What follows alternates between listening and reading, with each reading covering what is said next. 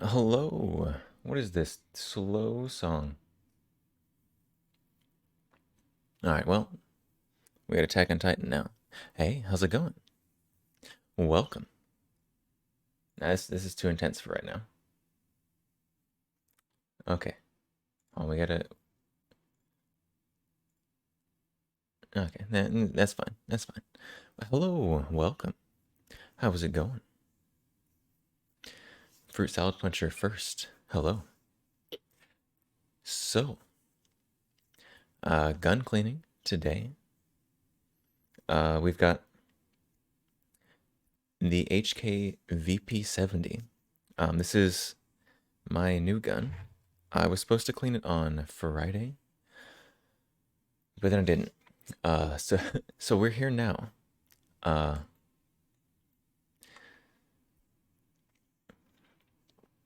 yeah, for gun cleaning. I guess I don't know.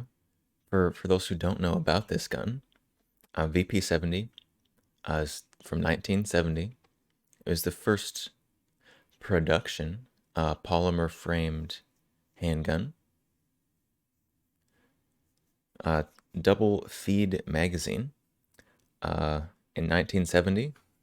Very cool. So double feed. Almost all pistol magazines are single feed.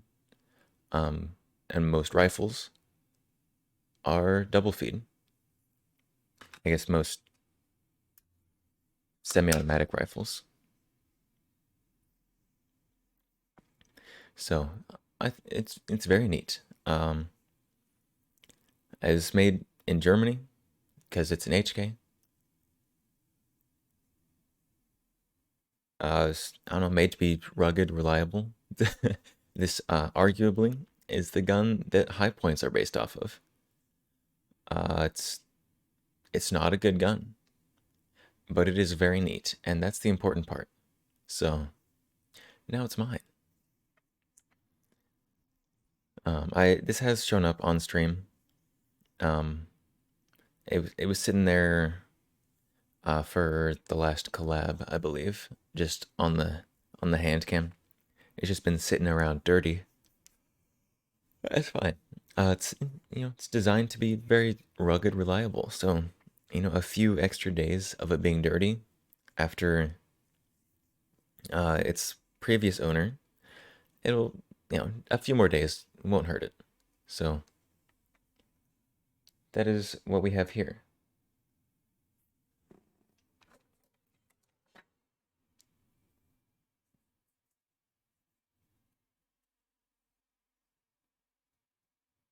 I just realized I forgot to grab these. There we go. Now we're ready.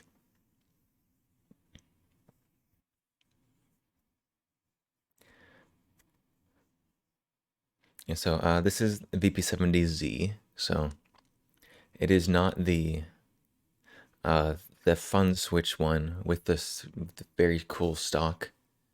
The, those ones cost many tens of thousands of dollars. This one did not cost me that much. So there you go. No fun switch on this. Just regular semi-automatic with a very long, horrible, heavy trigger pull. I guess like it is a direct blowback, so no delaying mechanism, no nothing. Cross bolt safety right in here, which is not my favorite thing on a handgun. Having a safety right where a mag release is on a modern handgun. It does have heel release magazine. Already did that earlier, but like a lot of guns of the era, heel release magazines were popular. So it does have show empty there. It does have the longest. Oh, gets heavier when the safety's on. A very long, very heavy, double action only trigger pull. Um, Anything else? Oh yes, the sights. How can I forget to talk about the sights? So the sights on this, we don't have a front post sight on this. We have the standard rear sight. You can see that there. In the front, if you can see it, we basically have two ramps that create a channel in the middle and use that middle channel as your front sight. See if I can hold that still for camera. Kind of. So that is very odd, very interesting.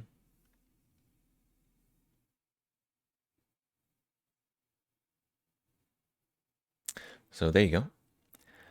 And there's, I guess we can do closer up of the gun now too. Matilda, you forget about the funky. The sight is super funky. When you're actually like looking down it, like not having like the light on either side of that front side post, a little strange. But in practicality, I've not shot it yet. Still new, new to me. As it, you can clearly see it has some wear. It is not new, but I've not actually used the sights, shot with them.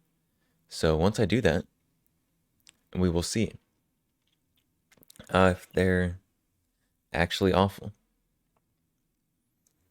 But we've got this just giant ramp front sight just as part of the slide, and just a pretty standard dovetail rear sight. So why they did that? I don't know. I guess maybe front sight posts of the time were, I don't know, a little brittle. It's supposed to be a rugged, durable, survive anything gun. So this giant block up here is definitely going to be more sturdy than a little front post. So that's probably why they did it. But it is now time to don the serial killer gloves and get to cleaning.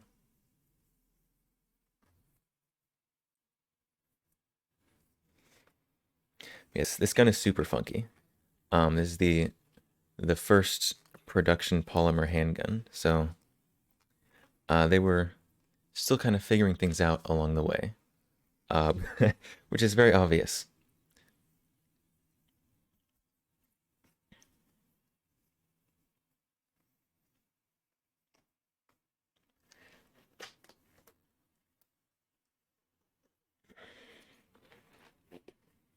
All right, serial killer gloves on. You always want to reduce exposure to things like lead, other corrosive and cleaning stuff. Not great for your skin or health. So that's what the gloves are for. All right, so I take it on this. Super easy. Very similar to other fixed barrel guns. It is a fixed barrel gun, so basically we've got this little latch here. Pull that down. Side note, when this is pulled down, it locks the trigger. So if you've got this in disassembly and you've got one in the chamber and you pull, it won't let you do it. All right, but to take it apart, we should pull back, angle that up, comes right off the front. Super easy. Like almost every fixed barrel handgun out there. Makarov, PPK, whatever. And there you go. There's your gun all taken apart. No, not quite. So there are on this, there's all kinds of pins and screws that I'm not going to take out because that seems like a massive pain right now, and I don't feel like it. So the frame and barrel and all that, firing mechanism, which I guess we can see in there.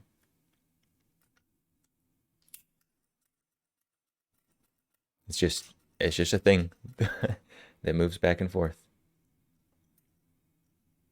So I guess you can see it pretty well how it works.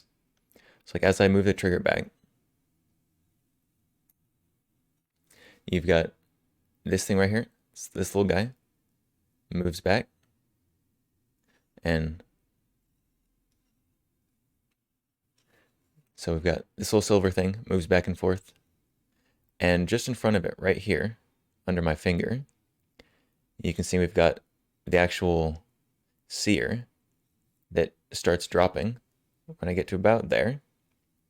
And so when you're pulling this trigger, it is a long, heavy trigger pull. But as you hit that and that starts to move down, you do hit a very obvious wall in the trigger. So it's not a great trigger pull, but it's definitely not the worst because you do have an obvious wall in the trigger when you hit that. So that's very neat. And see that back part also drops down a little bit.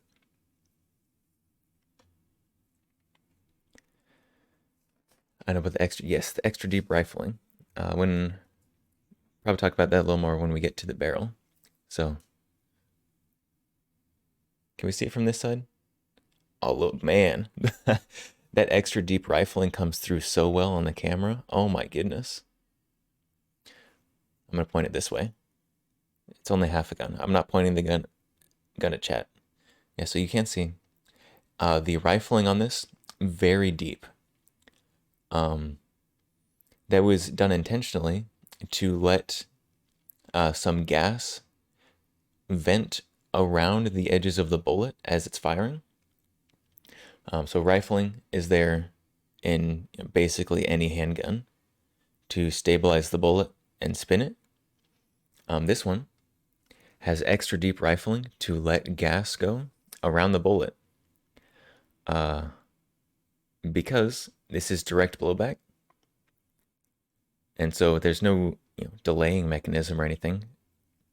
And they were like, instead of either making the slide heavier, the spring stronger, or both, you're like, you know what? We can just effectively make 9mm lighter by letting gas pressure vent out around the round as it's firing. So that's effectively the delaying mechanism. Very strange.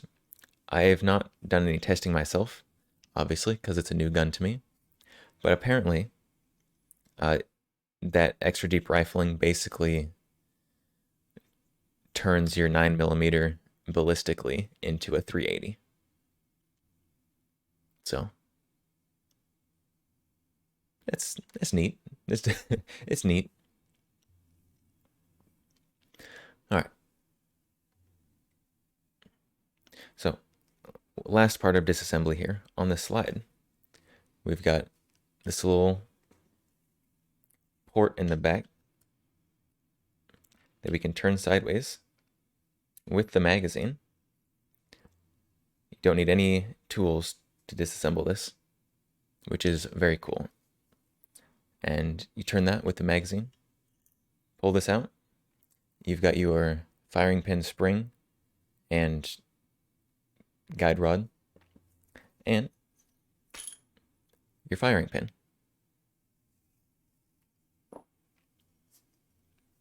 So there is your fully field stripped HK VP70. It's got not many parts at all. So I guess there it is. So goofy. It is goofy. So I guess we're zooming in again. So the firing pin right here is pretty complex for a firing pin, honestly. So you've got your hole in the back that your firing pin spring and guide rod go into. And obviously you've got your actual pin that strikes the primer on the front there. A very weak spring right there to prevent the firing pin from protruding and just firing off rounds for fun. And then the stronger actual firing pin spring in the back inside there. And when this is cocked in firing and fires, this strong spring very easily overcomes this little weak one. But the weak one is enough to keep the firing pin from protruding out of the breech face and causing slam fires, which is good because you don't want that. That is a safety issue, and you're not allowed to own machine guns. Well, there's very few machine guns you're allowed to own. This is not one of them. So it would be a problem if it was. All right. So I guess now we get to cleaning. I guess that's the next step in this process.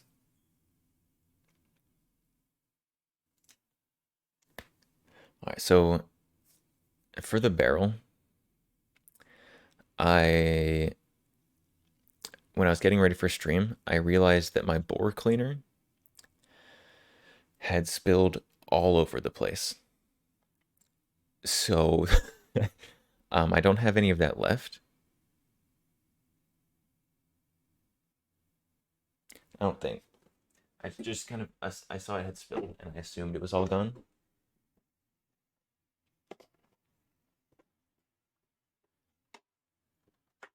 Yeah, it's very empty. Very empty. So what we're gonna do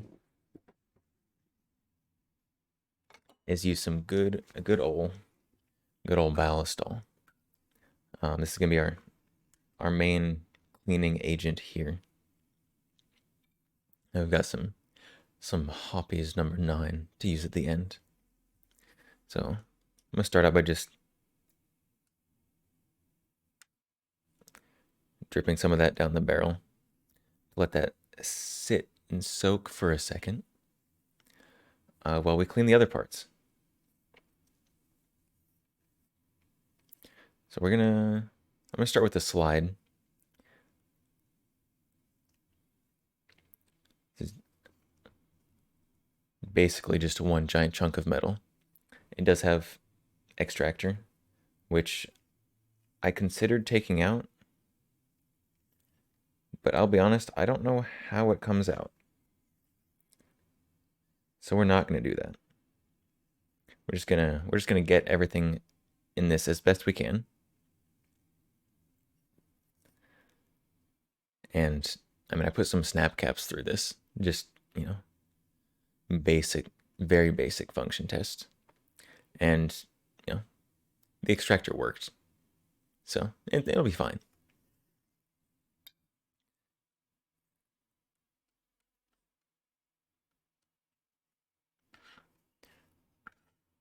We're gonna spray that down, kind of.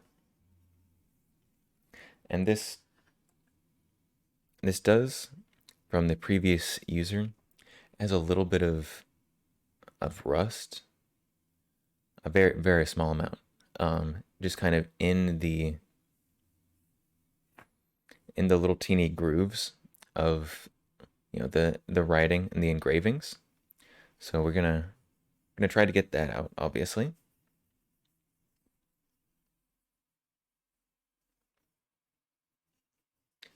Just gonna get this all nice and lubed up with our cleaner here.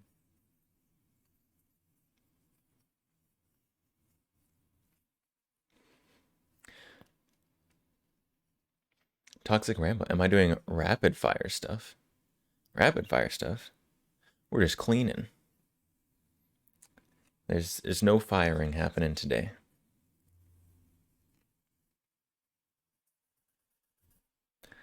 Now, have I ever rapid fired? Yes. 1200 RPM. My trigger finger is not quite that fast. Sorry to disappoint. All right. See if we can get in these markings with a brush here.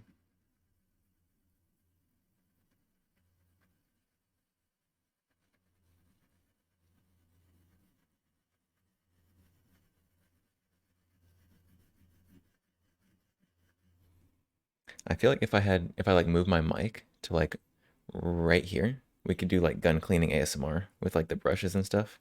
That'd be interesting. Got the stock plugs in the back. We do not have the stock plugs in the back. This is the semi-auto only version, unfortunately. So no fun switch on this one. Because as much as I would love to, I do not have like $60,000 to drop on a burst VP70. On my VP70, yes, VP70. Specifically the VP70Z.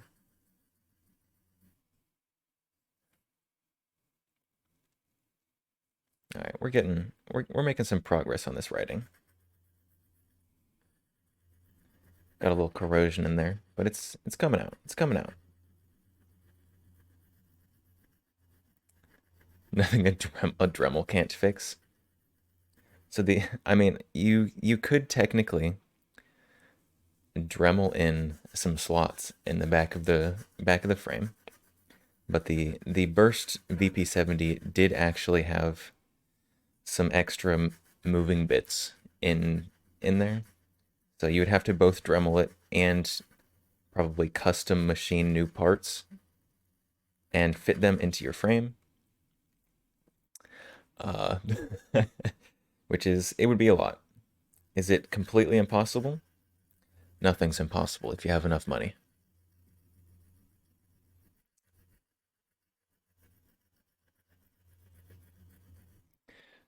That one stranger will give you 3-round wrap. Fire capability, although it uses up ammo rather quickly. It's I would love to have a select fire gun of any kind, really. But I do not have the money for that. Sad day. Like a fun button on the back of a Glock. I also don't have a fun button on the back of a Glock, Mr. Fed. Remember mentioning this in our Helldivers 2 collab? You said I should look into it. HKP7. I would love an HKP7. The P7s are so expensive though. Like the VP70s, you can get these just all over the place. Okay, not all over the place. They're a little rare. Um, I don't remember how many were made total. I think it was like 30,000. But the P7s have a a lot more collector's value, I guess. People want them very badly. So there's a P7 I saw in Gunbroker that went for like, it's ridiculous. It went for like $8,000. I don't know why. Gripcock, yes, it is. It's a cool mechanism for sure. Not a mechanism I'm willing to pay what people want for.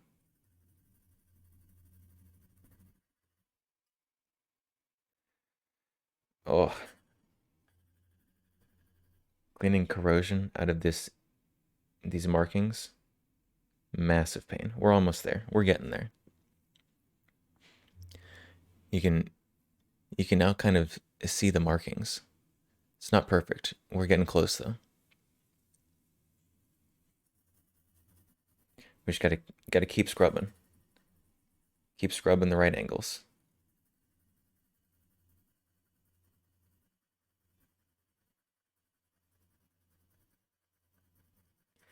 Those ones ain't that bad. The price? The HK45 and the P30. Yeah, so the HK45 and the P30 are still in production. So there's basically no collector's value. It's just purely gun value. How many rounds in a clip? None. This is not a clip fed. No, but it is an 18 round magazine. A very distinct looking magazine there. 18 round capacity pistol in 1970 is very impressive. Very impressive for the time. The clip mag. Yeah, it's got a high capacity clip. Yeah, in 1970, 17 rounds, or excuse me, 18, 18 plus one, in a just pretty standard size pistol. Very good. You call them clips. You don't want Fuel to think you're reading a magazine. Magazine? Who reads magazines anymore? It's 2024. Go back to like 2004. That's where all the magazines are.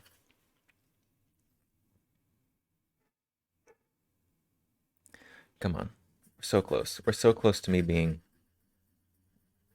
okay with where this is. Oh, we still got all the markers on the other side too. No.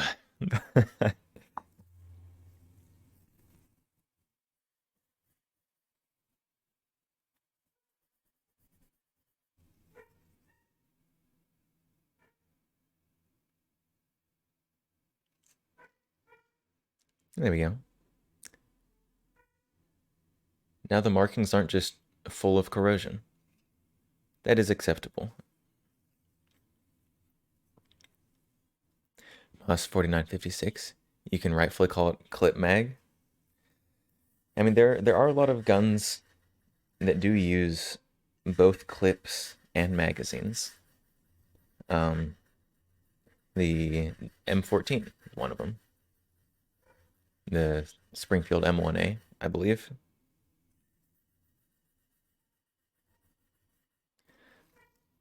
Like the HK45 shoot. Really heavy loads and plus P. Really heavy plus P. You hear the dog? This dog.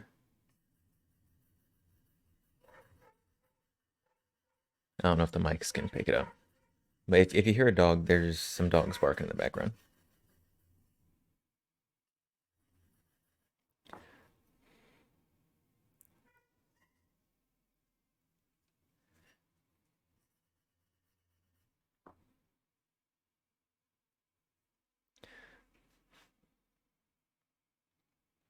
There we go.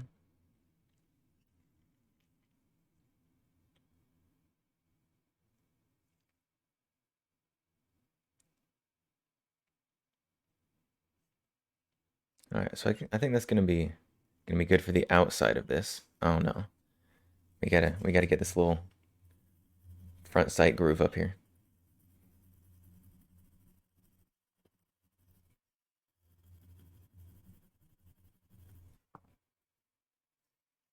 There you go. That's probably good.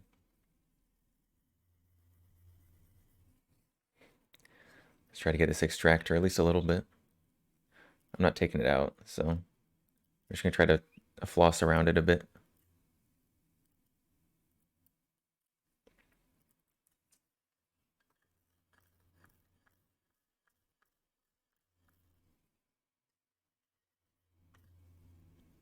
There we go. That's good enough.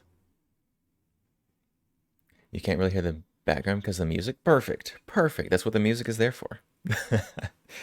To drown out background noise, because there is some.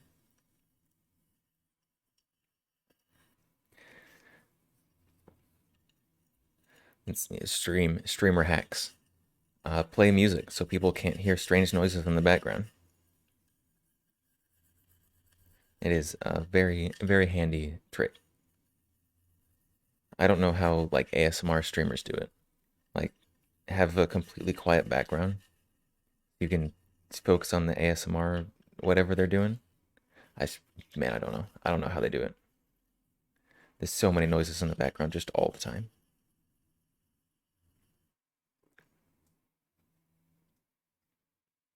Milky, very carefully. Always, always careful.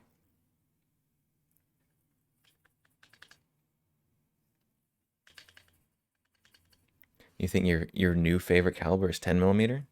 10 millimeter has been growing in popularity so fast. So fast it is ridiculous. Like a few years ago, people were like 10 millimeter.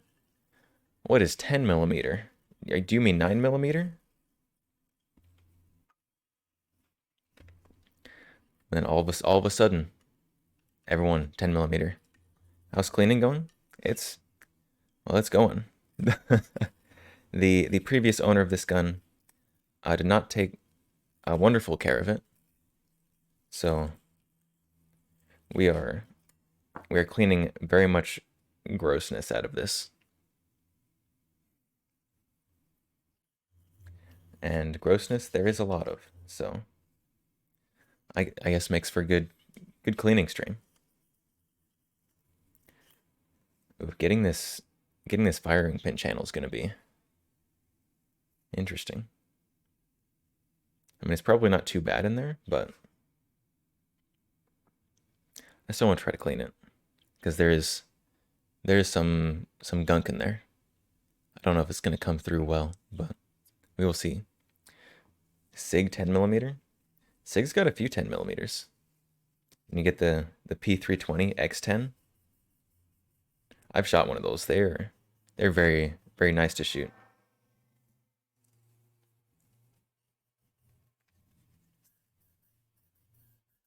Let's get some of this excess oil. Now, getting the excess oil off the outside is probably going to be a bit of a futile effort since my gloves are currently covered in oil. But we're going to wipe down the outside here real quick.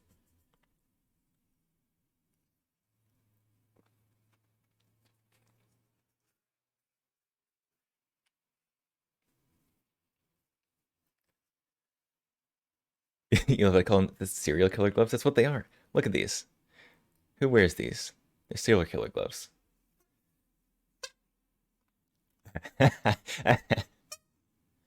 Can you wait? Can you hear that? they make they make they make little tooting noises.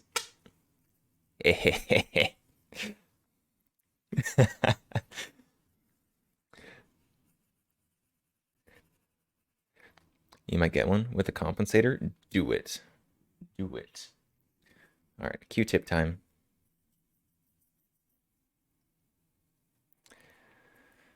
For anyone who cleans guns, Q-tips, greatest thing ever.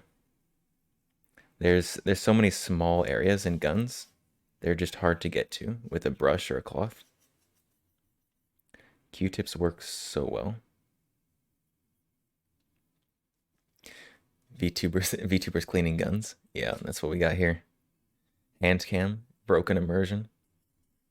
We do that a lot here. Immersion? What's that? We don't believe in immersion.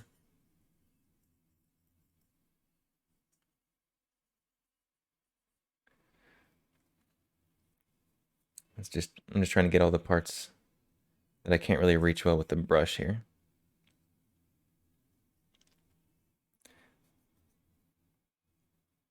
And I'm gonna have to probably get this firing pin channel with this as well, at least best as I can. Best as I can is not very good. Gross.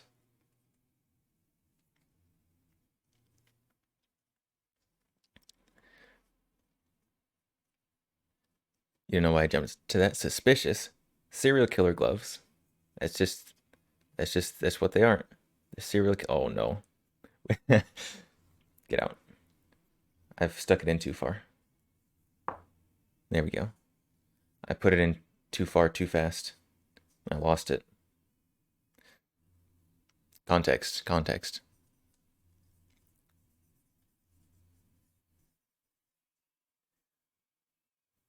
There we go. I'm probably satisfied with that. I don't expect the firing pin channel to get too terrible. Oh, new bullet type. New bullet type uh Q-tip.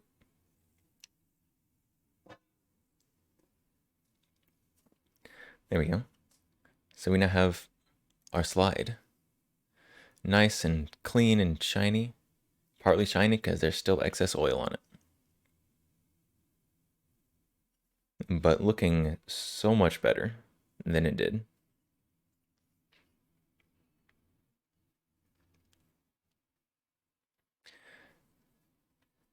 You want to get it, the new FN57? I'm not a big fan of the new FN57, honestly.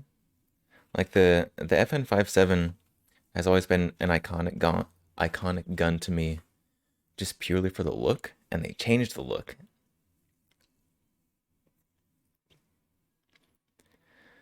What's up? How's it going? By the way, nice gun. Thank you. It is a nice gun. It's going pretty well. I mean, we got a new gun, so that's always nice. All right. Clean off the firing pin bits here. Come here.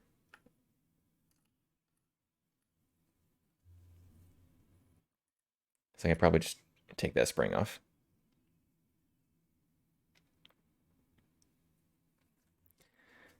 FN57 MRD. So I don't expect the firing pin to be too dirty. No, theoretical viewer might be like, "Oh, Count, is that a sock you are cleaning with?" Theoretical viewer, you would be correct. This is an old sock, which is perfect gun cleaning cloth because it's small and handy. And I don't care about it. The M&P series from Smith & Wesson are not that bad. The M&P series, Smith & Wesson calls like everything their M&P series now. Like M&P used to mean something. Now just everything is M&P series. I think Smith & Wesson is overusing the M&P branding. But they do make some good guns. My first gun was an M&P 40. My first handgun, I guess.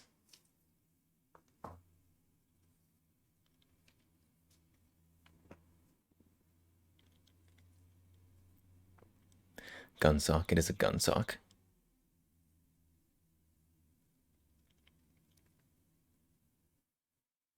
We're talking about Smith & Wesson Performance Center. Smith & Wesson Performance Centers are very good.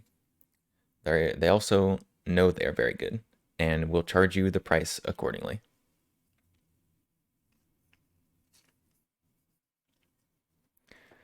We use the brush a little bit on this. We got some little edges in there.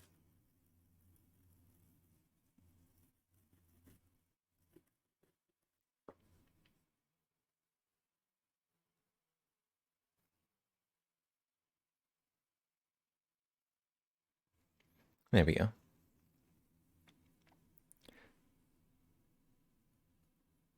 Serrations on the old one. Fingers kept slipping. Too small. Even your 44 called M&P. The Airlight model. Scandium frame with... Oh, do you hate your wrists? That is... Scandium frame 44 Magnum. That sounds horrible. I'm a bit of a recoil fiend. Like I can enjoy some good recoil, but that just sounds unpleasant. There we go. There's that. Yeah. Wait to put it together all the way till the end. Spring. Spring should be easy.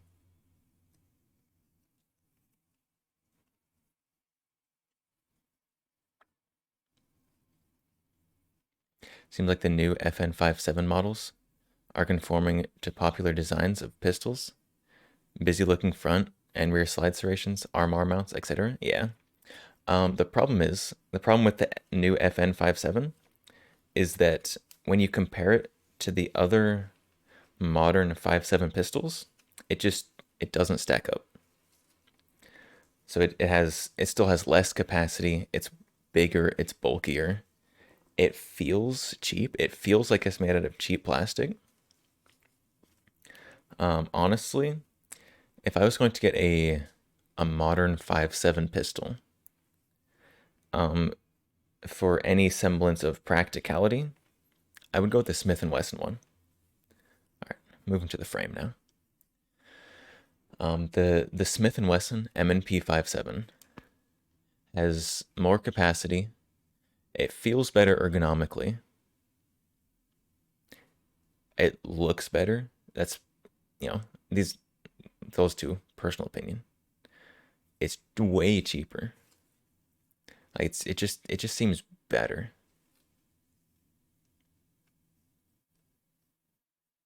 Heavy magnum loads, put rubber grip on it.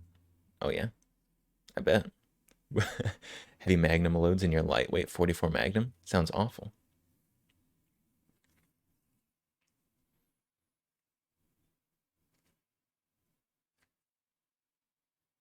The Ruger 57's all right. The Ruger one came out. I think that one came out before the Smith & Wesson one, right? So I think the Smith & Wesson one's going to be the newest of the big brand ones. Obviously, there are other ones out there as well. The Palmetto State one as well.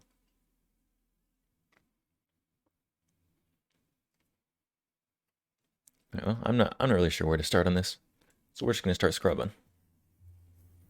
We're just gonna go to the town here.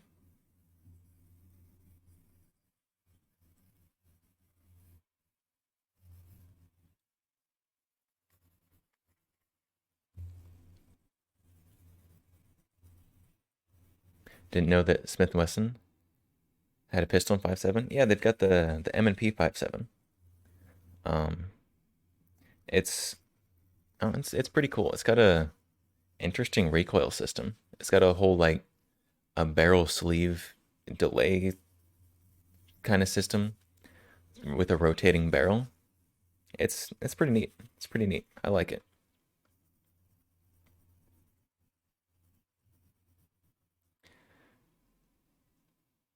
You didn't really trust the barrel on this Western. Too many moving parts. What moving parts? This barrel does not move. This is as little moving parts as you can possibly have.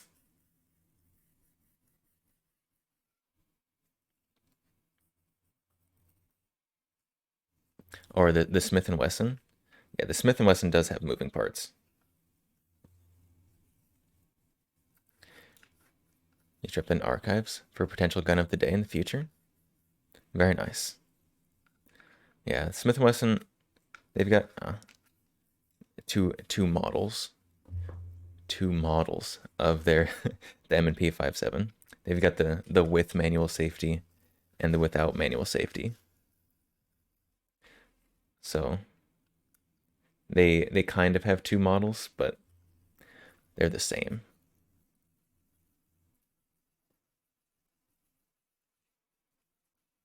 The barrel's kind of weird in the two-piece system. Yeah, the barrel sleeve, they were strange. Pretty cool.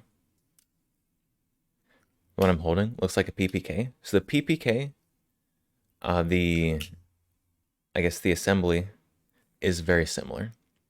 So a lot of a lot of fixed barrels pistols are very similar. So you've got the PPKs, Makarovs, this one, VP70. They all look very similar without the slide. I mean, it's just a barrel either in a sleeve or just machined onto that and then stuck to your frame. So fixed barrels, very similar. uh, where they differ is back here. So this one, double action only striker fired. Very different from the single action, double action PPK hammer.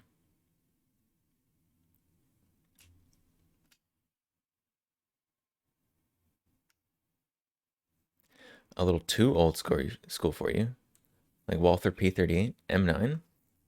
I mean, this gun design is from 1970. That is where the model VP70 came from.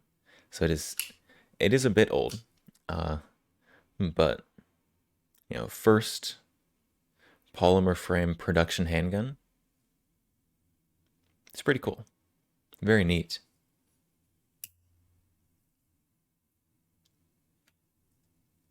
Walther PPK. You should find obvious differences with the frame, trigger type. Should be where your eyes should divert to first.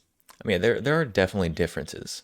But if you just kind of like cut it off right here, just ignore all that. The barrel kind of attached to this mechanical bits into the frame. Basically, any fixed barrel pistol, very similar right there, just in terms of looks. 1970, probably older than me and you combined. What? I will have you know I'm a vampire. Clearly, uh, vampires live for a long time. You know, I remember when this was invented, like yesterday. Yes, 1970, quite a while ago. 54 years ago, if math is not failing me.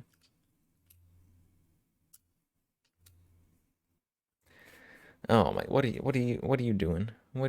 What are you doing? Oh, links. Wait, links.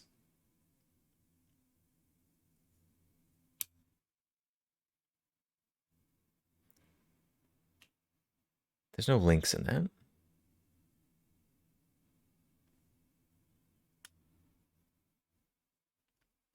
Confused. I don't know, it says you got blocked for links. Gun ASMR. How do I what how do we ASMR a taken apart gun? I can just move the trigger. The trigger kind of makes noises.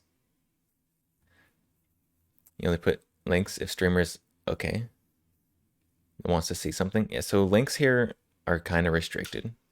You can do Twitch clips links and YouTube links.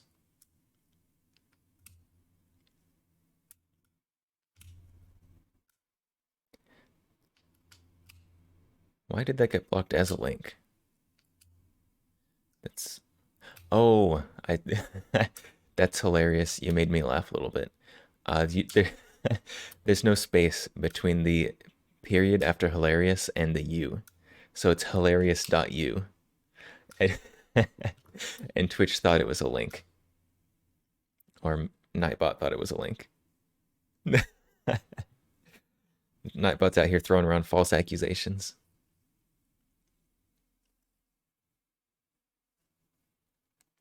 So gun ASMR. We're gonna, you know what? You get funny trigger action ASMR because that's the noise we can make right now.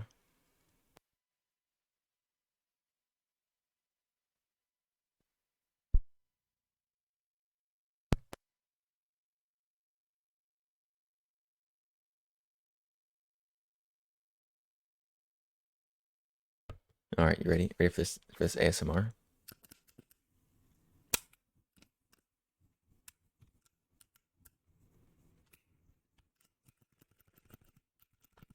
ASMR.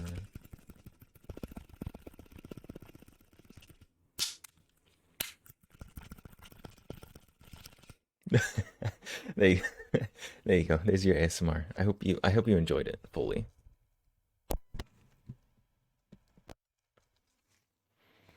Perfect, perfect.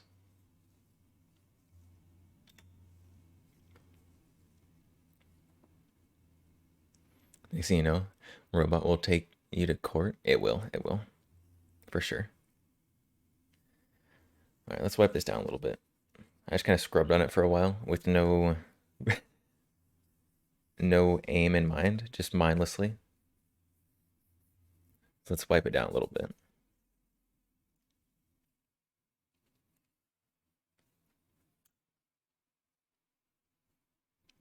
Do I have a trigger gauge? Trigger pull sucks. The trigger pull is terrible. I apparently am a collector of horrible trigger pull guns. I've got the Nagant revolver, which is a horrendous trigger pull. Definitely a forerunner of terrible trigger pulls. I also have the Walther PPKS, which the double action trigger pull is so awful. It is so just mind-blowingly bad.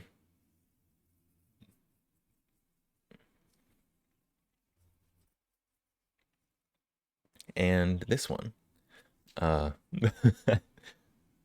which is probably the worst trigger HK has ever made. All right, it's Q-tip time.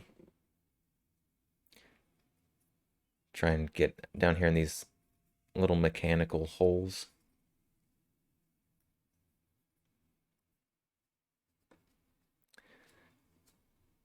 HK, your sucks in double action, but good in single action? Yeah. I mean, single action almost always. I say almost only because I think it's always, but there could be one out there I don't know of. Um, double action is just heavier because it has to move either the hammer or the firing pin back, as well as drop the sear. So the double action on this is quite horrendous. It's not the worst because as you pull the trigger, obviously this is clear, it's half a gun. As you pull the trigger, when you pull it back, it's long, it's heavy, but you hit a very clear wall when it's assembled, as the sear would start to drop. So you hit a wall, so you can basically stage the trigger and then just pull it a little harder. So like it's a long, heavy pull, but you have a clear wall, so you can still get like the good break, good controlled break, and theoretically have good accuracy. But yeah, it is very heavy, very long trigger pull.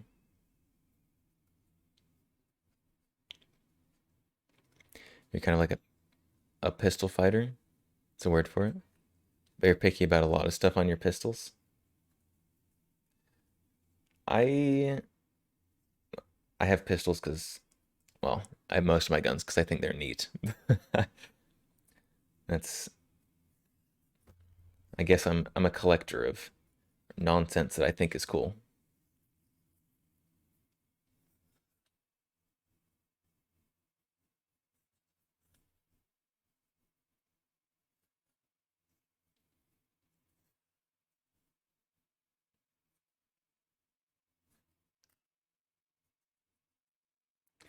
Man, there's a lot of little spots in the rails and stuff here.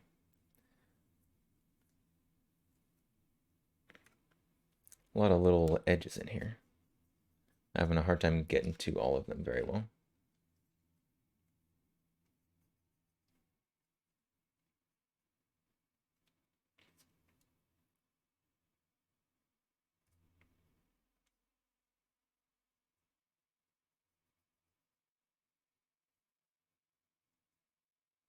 There we go.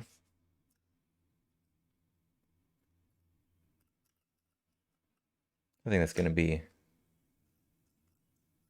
acceptable for now. Nice, well, smooth mechanically trigger. No, no crunchiness from grime.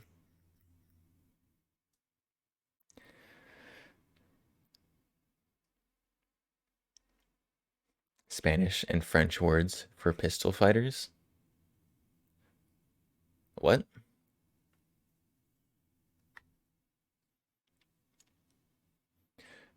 It's going to sound kind of weird, but the only old-fashioned pistols you like, Italian remix single action army. Remix. Italian remix pistols.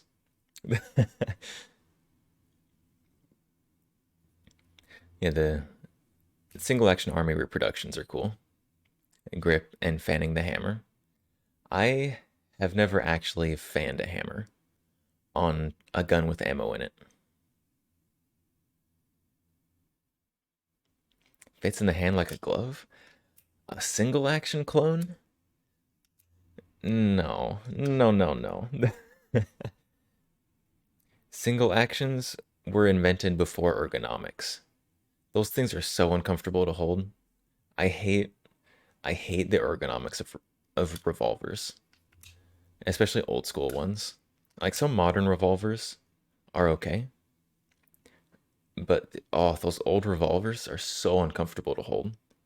They're just awful. Your single action army is 357 nickel outlaw engraved. Very nice. Very, very fancy. Hi, you're putting your keyboard back together? And I'm not typing this message from memory with a Spitzer 54R round.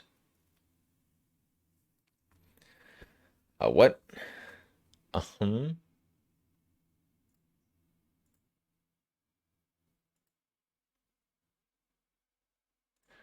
Bro disassembled his keyboard.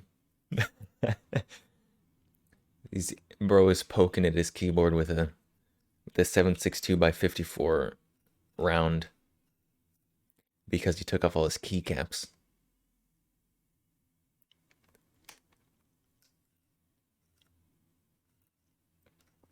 They don't bother me. You can cock the hammer with one hand. I mean, you can cock the hammer with one hand on any revolver if your hand is flexible enough. Just skill issue, basically. That's what I'm hearing here. A lot of modern revolvers, if you use both hands to cock the hammer. I mean, there are definitely some, but also you have double action. So just long trigger pull. And, modern two-handed grip.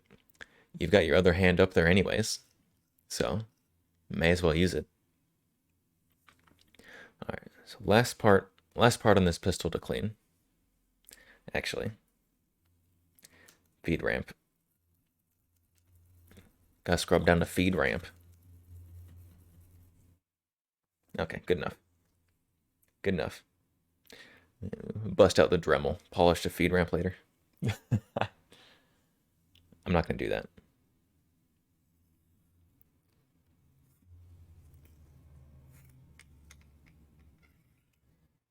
Gross. This just turned my brush black.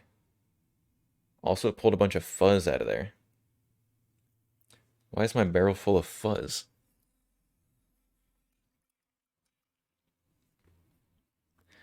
What is happening?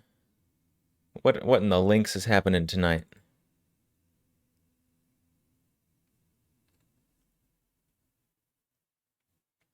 Oh, you guys. Be sure to put spaces after your periods, because if there's a period in between two words without a space, Nightbot will think it's a link. Uh, you, you need a space after your period. I'll just read it. I think the only reason I like the single action army is because your grandfather taught you quick draw and fan the hammer. Very nice. Very nice. So do you do the whole like the back lean like JoJo pose quick draw that the fancy quick draw competition people do? You don't put a period, you just put a space. I think the only reason I like the single action period army, I think you fat fingered a period in there because it doesn't make sense for a period to be there. There's just a fat fingered period instead of a space.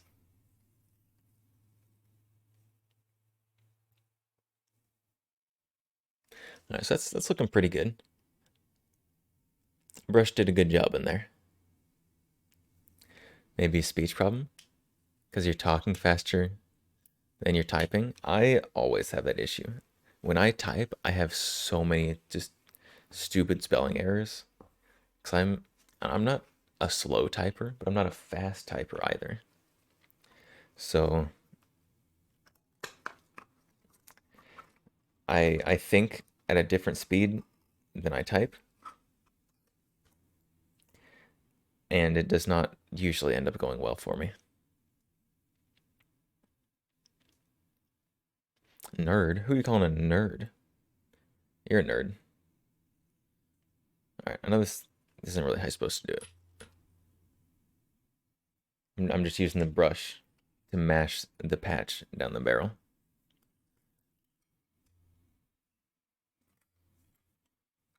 Oh my goodness, disgusting.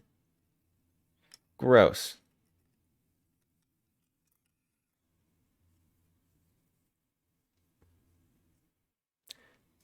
Ew.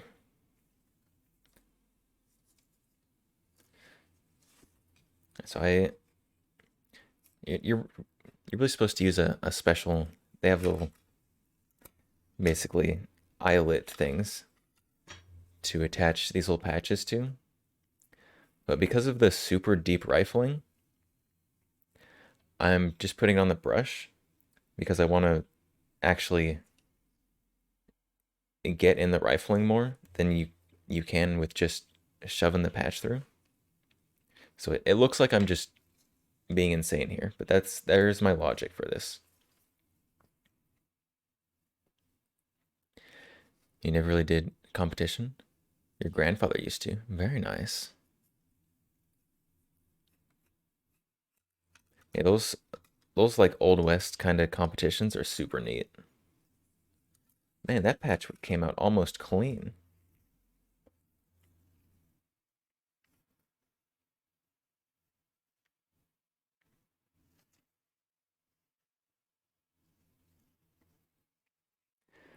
Look at how clean that patch came out. Like it's got a little bit on there, but oh my goodness.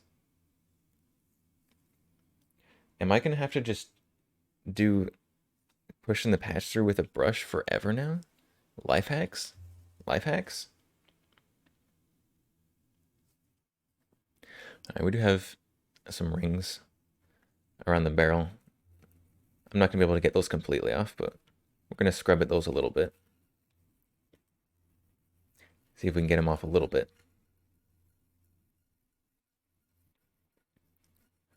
All the type of pistols when he was a kid, single action 6-shooters. Yeah. Yeah.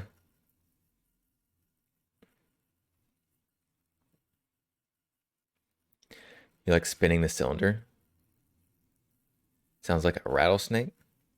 You got to be careful with spinning the cylinder on some revolvers though, because if you do it slightly wrong, you can like mess up the timing and stuff. That is a real thing. And most revolvers, if you're careful, you don't do it stupidly, then it's fine. But tablet's messing up a little bit. Oh no. Technology. Technology, I tell you. Can't live with it, can't live without it.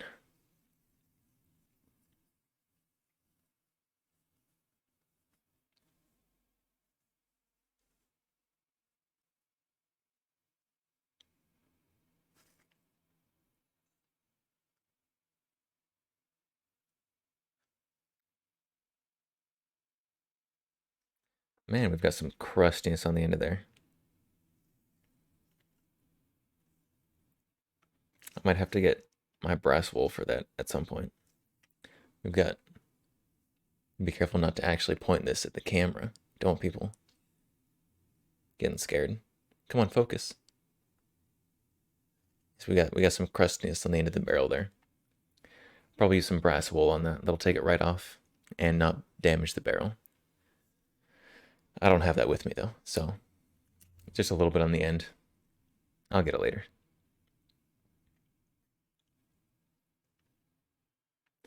Other than that, I think it's about gonna do it for cleaning.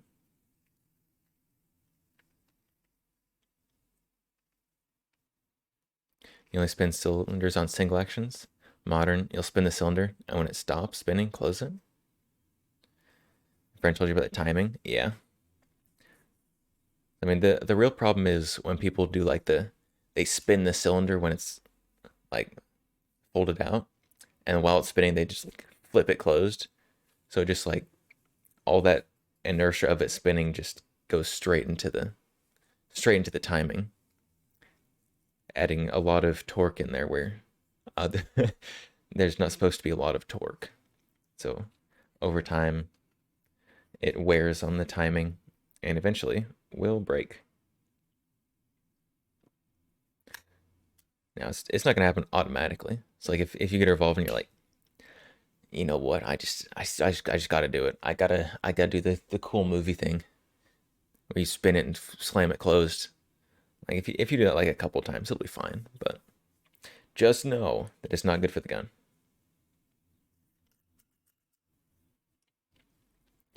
So there we go, all clean. I'm gonna wipe this down one more time because this has just so much oil on it.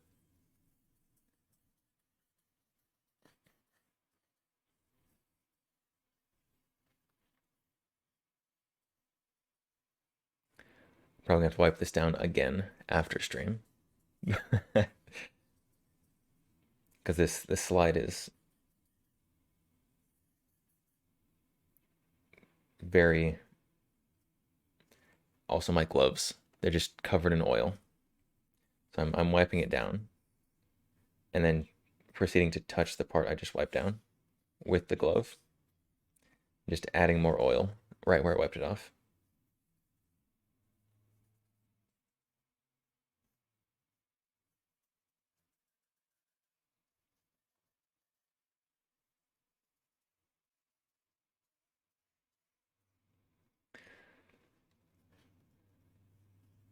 All right, so I believe it's going to be about a final oil and reassembly time.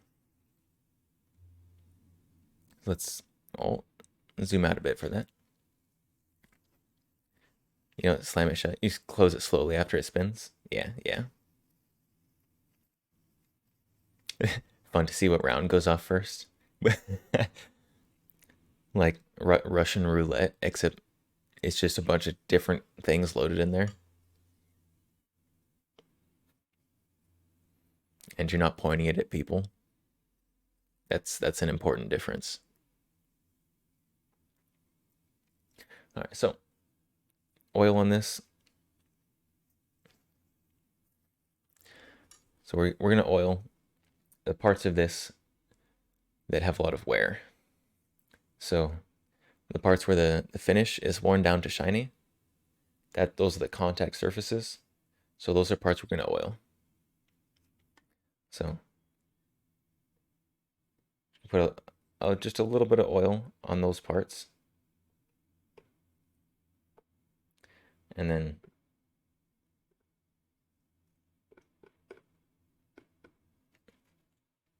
put it back together.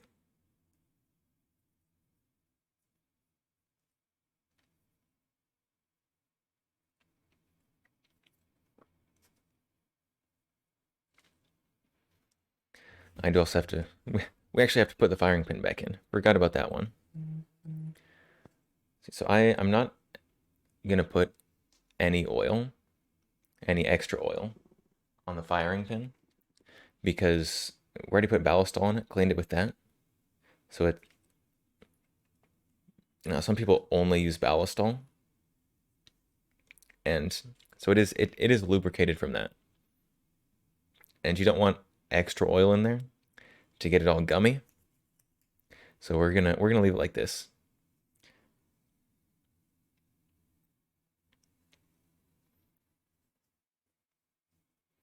See if we can get this all in there in the right direction the first time. Oh, easy. Easy. That just slid right in there like a glove, like it's meant to be there. Very nice.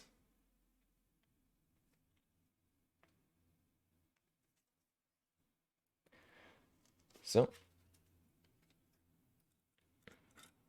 let's throw our spring on. This part is always the most finicky part for me for fixed barrel pistols. Let's see if I can do it nice and smooth the first time. Oh no, I didn't pull down. I didn't pull down the disassembly lever. Okay. There we go. And there you have. And there you have one clean HK VP70Z. Nice and smooth. It is still empty. I don't... Muscle memory. Reset the action.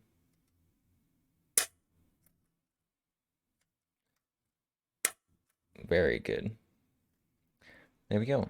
Now we got a clean HK VP70.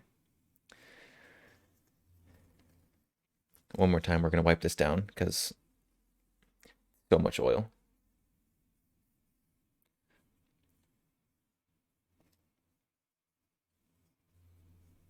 Really, I'm just wiping down the break between the slide and the frame because that's where I was wiping oil. And some of it escaped when I did that.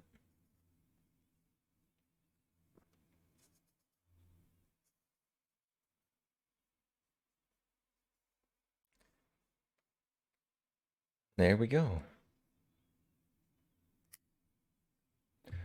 One clean HK VP70.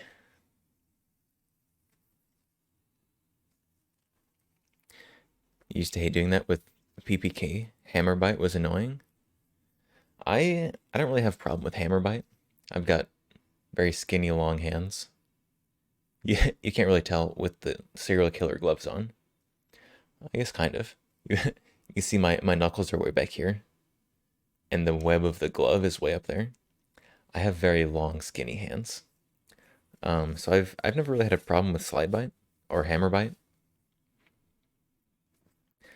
But I can't see how people could have a problem with that. If you got some good meaty man hands.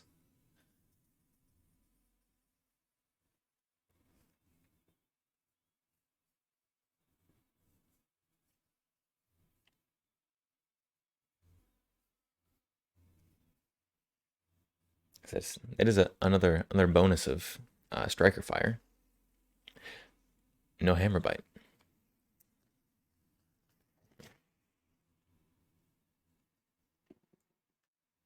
All right, time to remove the serial killer gloves.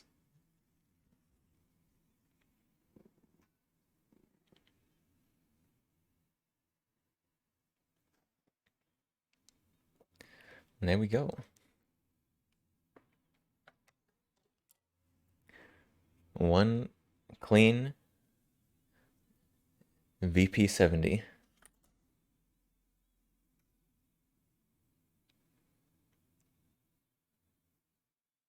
Very nice.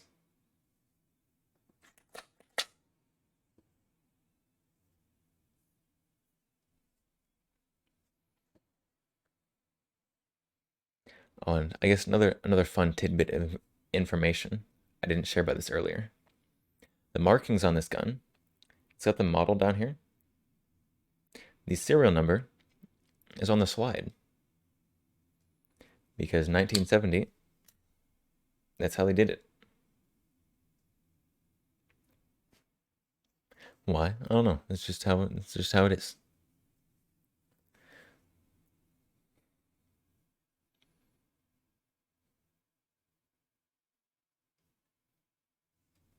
So there we go.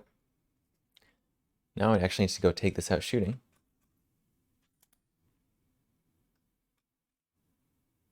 And so I guess I can show better. I talked about it earlier when the gun was disassembled. But the trigger on this, it is. I'll show it every time. The trigger on this, very long, very heavy. But you get a clear wall right there. So you've got, when you're right there on the wall, you have your striker cocked, and right there is when it starts hitting the sear, or when the sear starts dropping. So it's a long, heavy trigger pull, but it's not squishy at all. It's like clear wall right there. Just a little bit further, goes off. You get the dry fire. So super super long, super heavy, still very usable. You do a lot of bodybuilding. That's why you get slide by. Probably want to refinish slide. Looks like it's wearing off. So it does have wear. This slide definitely has wear for sure. However, I will absolutely not refinish this. This is more of a collector's kind of collectible kind of gun. Not a ton of these were made, and I am adamantly against refinishing on anything even mildly collectible, because refinishing a gun destroys value it has. What's this song? You've been searching for it? This is ALIEZ, is the song name, by a very long artist name that I have no chance of pronouncing.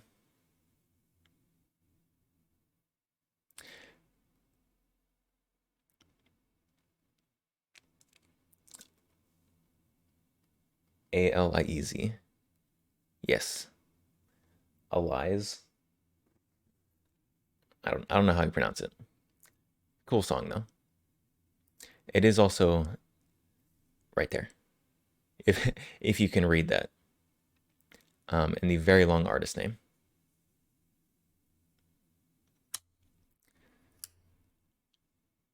Your uncle refinished his guns. They still got a lot of value. I mean, so if guns are refinished well, then they can retain some of that value. The problem is that if they are refinished anything besides absolutely perfectly, and even sometimes even when they are refinished perfectly, they lose some value. This is just a fact. So if you can have an old gun refinished, I don't know. Let's take something more collectible than this. Let's do I don't know, a Krag rifle. So a 1800s, late 1800s Krag rifle. If you have the rifle in decent condition, original finish, it is going to be worth more than the same rifle refinished, even refinished very well. Just purely because of the collector's value. A lot of collectors want to have the original finish, even if it is starting to come off a little bit, starting to wear. It's how the collector's value is.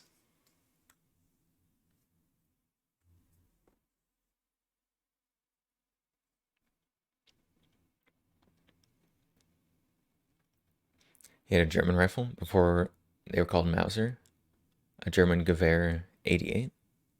Yeah, so it's very, very collectible rifle. Refinished, it still holds quite a bit of value.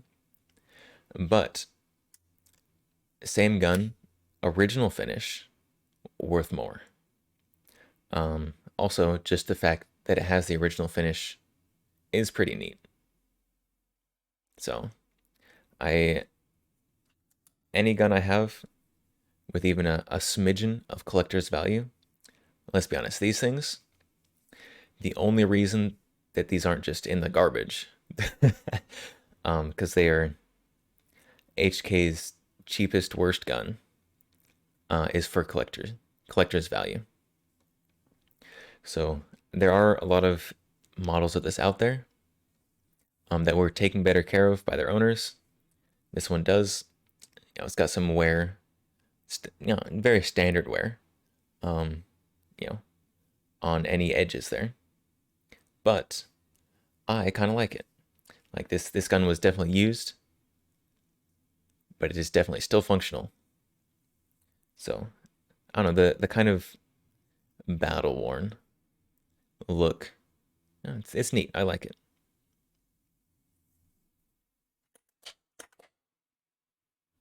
There we go.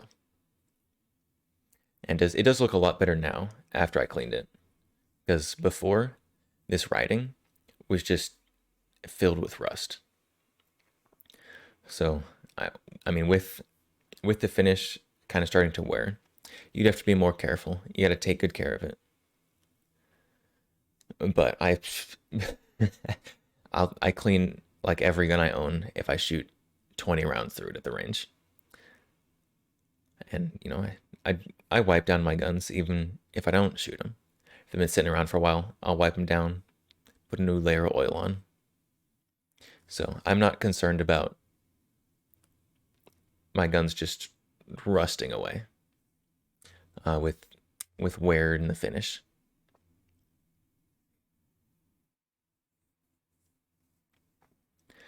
That rifle even had a weird barrel shroud. Felt like cheap material. Weird. And I'm not too familiar with like the old German rifles. Like there are people who just know everything about all the old German stuff. Basically encyclopedias of it. But that's not me. I I am more the weird stuff like this. Uh, the the mainstream collectible things. I I think they're super neat. Don't get me wrong, super cool. I don't know much about them.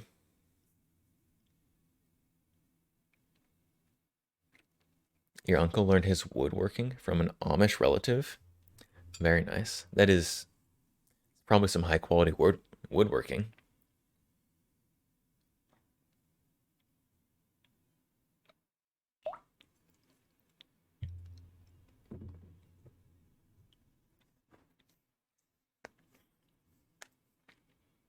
I feel like if you're gonna learn woodworking, learning it from an Amish family who's passed it down from generation to generation, it's how they do their livelihood.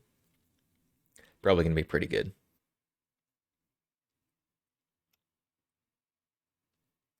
Even fixed up an old German broom handle.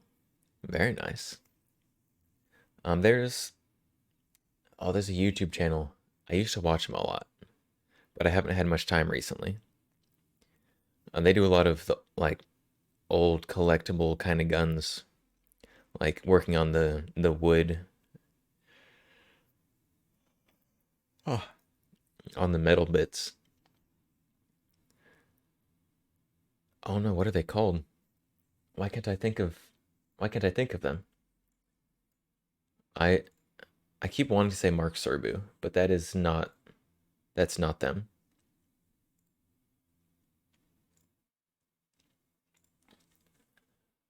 Uh Mark Serbu is Serbu.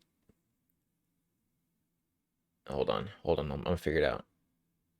I know I'm following them. Just gonna scroll through all my followed channels here. See if I can skim and find them.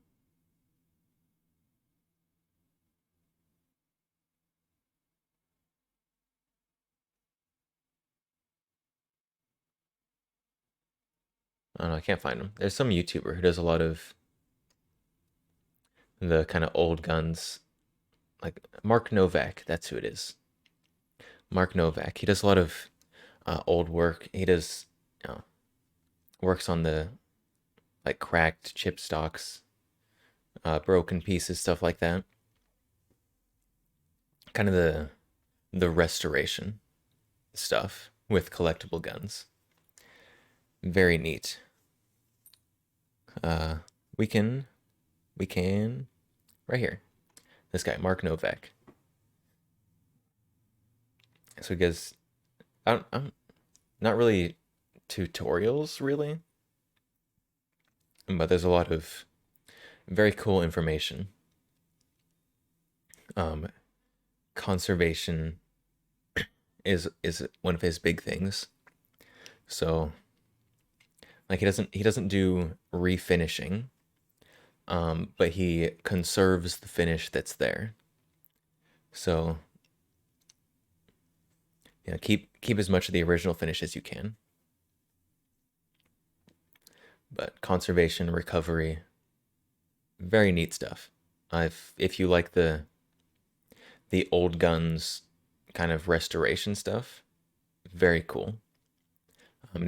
He's not one of those channels that will like, I don't know, like just cake mud on something and then be like, wow, before after, wow. And it's just somebody just hosing down a gun. But it's very cool content. Super nerd stuff. Uh, very gun nerd stuff, but I think it's super neat.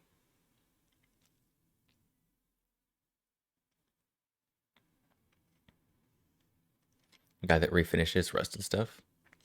The guy you watch does restorations of stuff that's rusted. Yeah, and there's a few channels out there of it that do kind of similar stuff. Some of them are scams, some of them are real. Um, but this guy I like because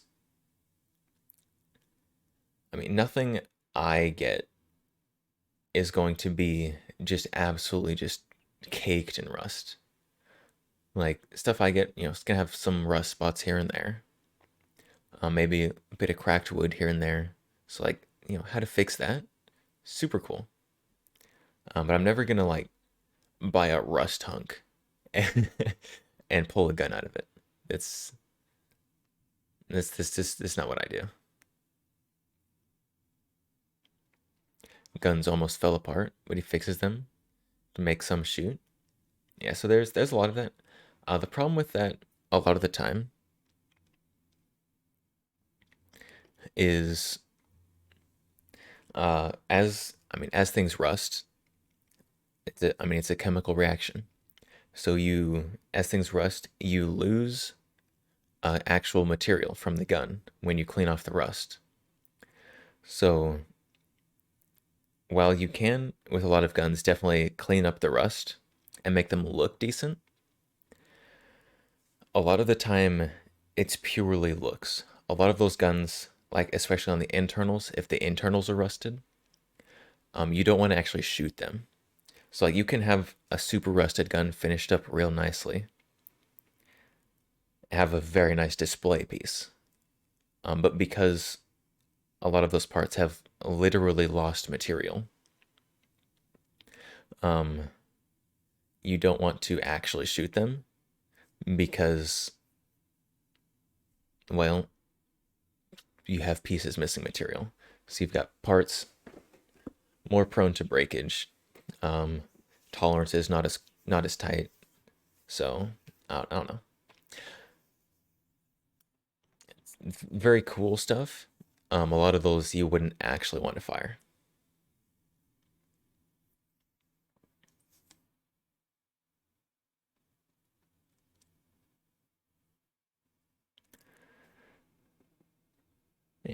Man, we had a whole extra Q-tip we didn't use today. Look at that. Saving the environment. One Q-tip at a time.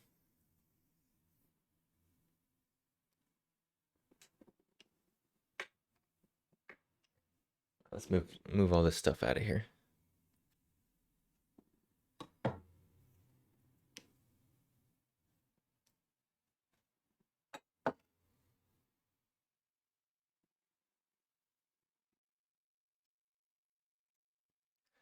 Oh, this is I liked it before it was cleaned, but no, now after it's cleaned, like obviously it's still got wear, but like the little the little tiny bits of rust like in the corners, oh, it's gone.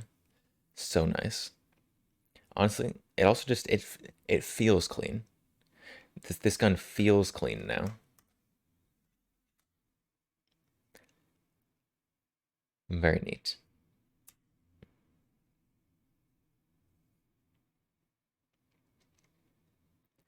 You got modern cool slide cuts, high pressure, high finish stuff. You got to get the drug dealer high gloss finish with engravings, and the drug kingpin gold engraved. Yeah, those things they do look super neat, super cool. They're not for me, but that's okay. That's why there's a lot of options out there. People can enjoy whatever they want, actually. So just because it's not mine, it's not my thing, just like this isn't everybody's thing. That's okay. In fact, the more the things I like aren't other people's thing, the better for me, because that means the prices go down, which which is very cool.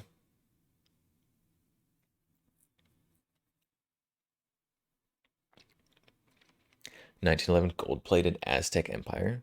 Oh, yeah, the Colts 1911 special editions, the Aztec ones, definitely the coolest, without a doubt. The Aztec special editions are the best ones. Like if you're gonna get a flashy gun, and the Colt special edition, Colt government 1911s, they're flashy guns. If you're gonna get a flashy gun, go all the way. Get it as flashy as you can. Otherwise, why bother? Why bother? My hands are pale. A little bit. A little bit. I'm a vampire after all. All the waifu references. Hello. Welcome. Thank you for the raid. Very much appreciated.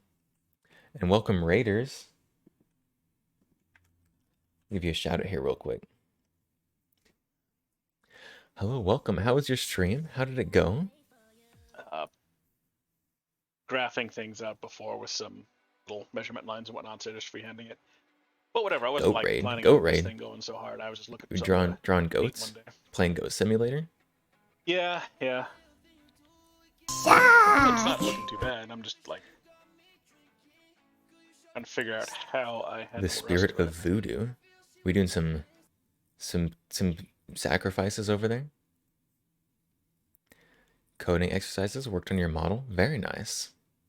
Makarov? This is not a Makarov. This is an HK VP70. We literally just finished cleaning it. So, a VP70 from 1970. This is a direct blowback 9mm. Double action only. 18+1 capacity. Very hard magazine to put back in. Do I have the stock to attach? I do not. The Select Fire stock version costs like $60,000-$70,000. This one did not. As cool as the Select Fire would be, I don't have it. So this is the VP70Z, the civilian one. You're not the only one wondering about the stock. Yeah, the stock is definitely one of the iconic parts of these. And as cool as it would be for me to have one, and as much as I want one, I don't have one. Because money. And there's not a lot of them. Resident Evil 4. I've never played Resident Evil 4. I think... Ooh, I haven't played... The only Resident Evil I've played... Is it Resident Evil 2? Is that the popular one? I played like halfway through the remake. And then got distracted and never finished it. Is it my own? Or do I do it as a service? I guess, so almost every gun that I show here on my stream is going to be my own personal collection. Every now and then, like I'll have a friend or something who's like, hey, got a gun I need cleaned, will you do it? And I'm like, is it interesting, first of all? Like, I'm not out here trying to clean a Glock. That's not cool. But, interesting guns, I'll clean. So I had a Keltec P50. Weird, cool gun. Wasn't mine, somebody else's that I cleaned. Super cool. But most guns here shown are mine. Got a few sitting around. We've got Waifu 11, fan favorite. You will see pictures of this floating around the internet every now and then. It is mine. I'm basically a celebrity. Such Glock disrespect. I will disrespect Glocks all I want. They're boring guns. Glocks are boring. I said it. Nothing against people owning Glocks.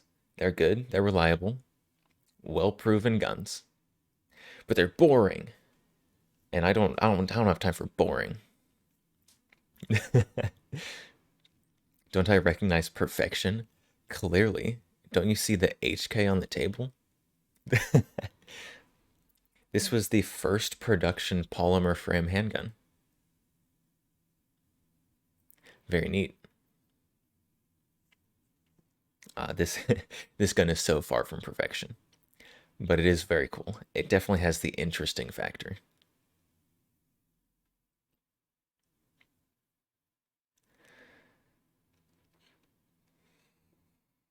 Yeah, so I don't have anything against boring guns. Boring guns. I mean I have some, like my everyday carry, Sig P365 XL.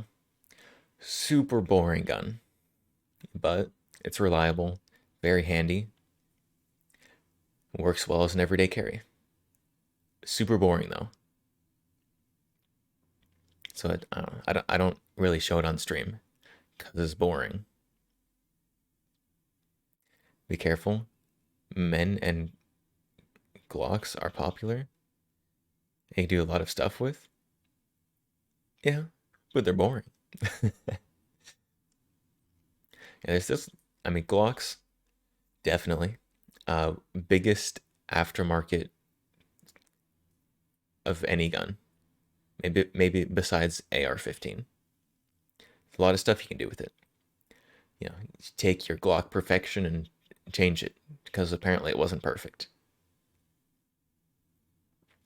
The mag seat doesn't seem to fit well on this. So, I mean, it's old school heel release. So, this thing right here, not the mag release. That is crossbolt safety. Mag release, heel mag release. So, as you're putting the magazine in, you basically have to overcome the heel release because that's sticking out. So, I mean, if you got the right angle, it goes in super easy. If you don't have the angle perfect, you just gotta just slam it in there.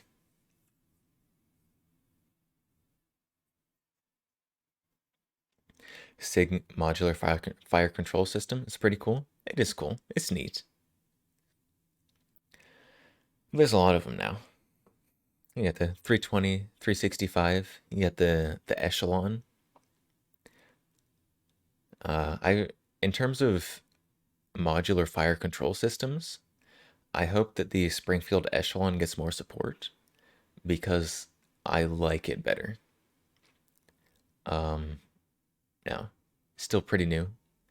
Not a lot of support for it, but I hope it gets more.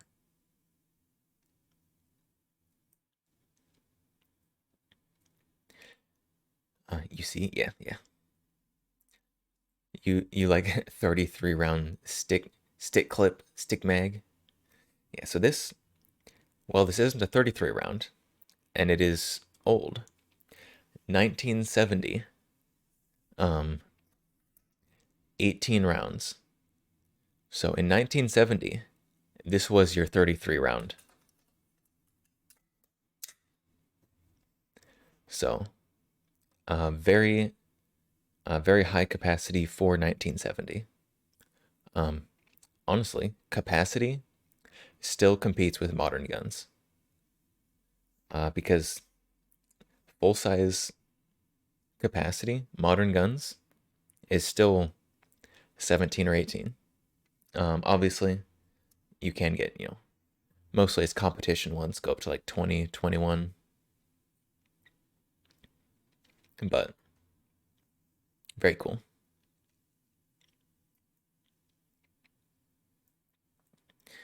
Just finished? You just finished? Congratulations on finishing. So proud of you. You did so well.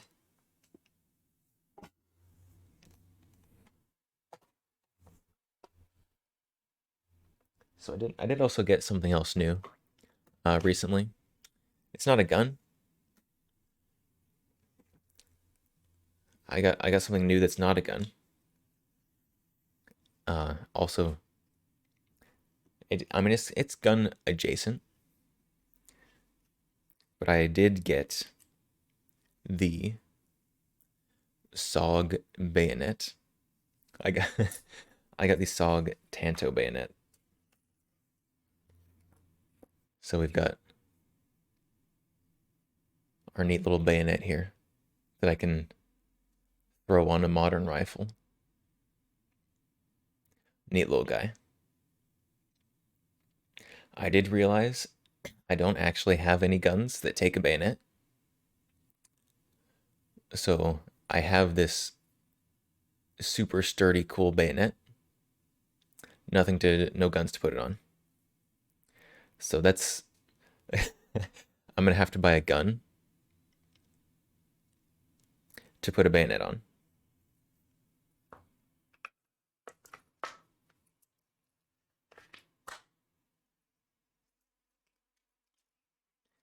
Did I finally get a monitor stand? What? My monitors have stands.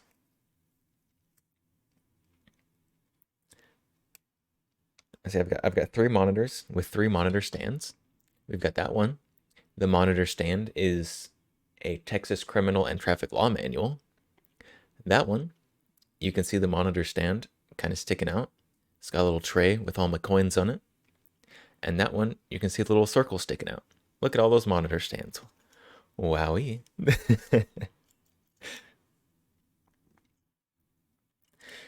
Buy his knife. Now I need a gun for it. Exactly.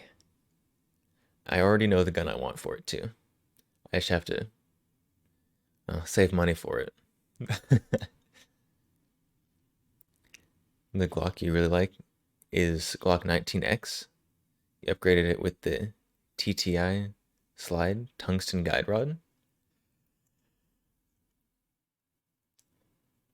The tungsten guide rod, definitely a good upgrade for any gun that doesn't have metal guide rod.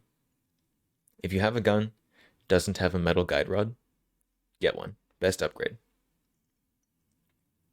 Also one of the cheaper upgrades to do.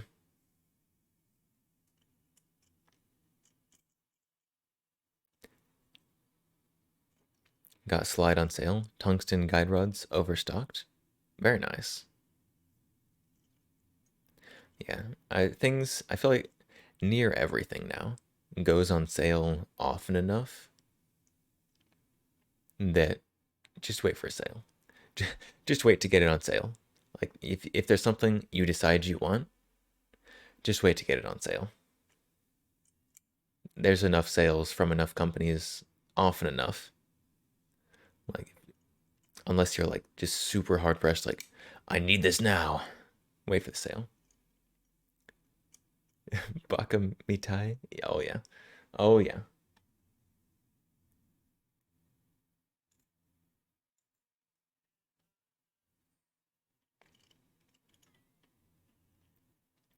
Ega o misatai.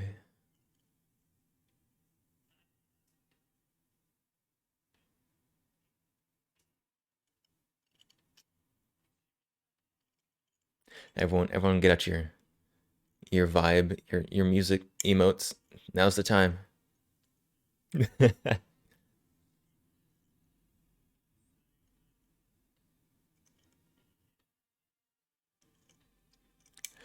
Dame dane, dame o, dame nada yo. Dame dane, suki de, sugi sugite. There you go. That was free of charge.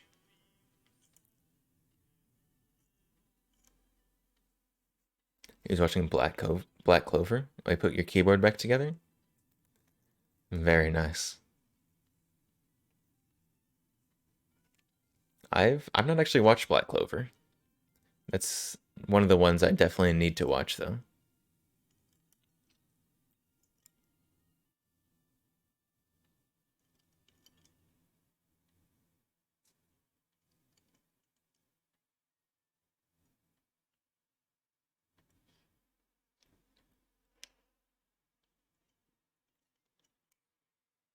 This music is not going to come through in the VOD. anyone who watches the VOD, just we're here vibing to the music, and it's just going to be vibing to silence.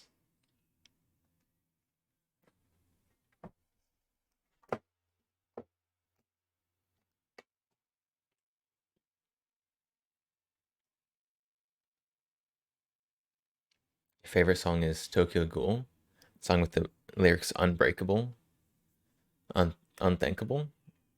Is that the one everybody knows? The common one? I think that one's in this playlist somewhere.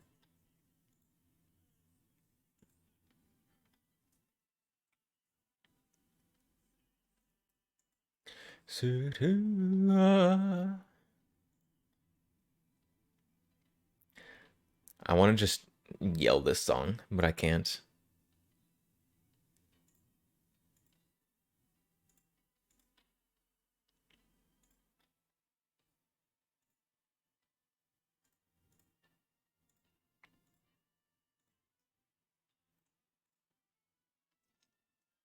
Season 2 credit song. Interesting. I don't know that one. Not off the top of my head, at least.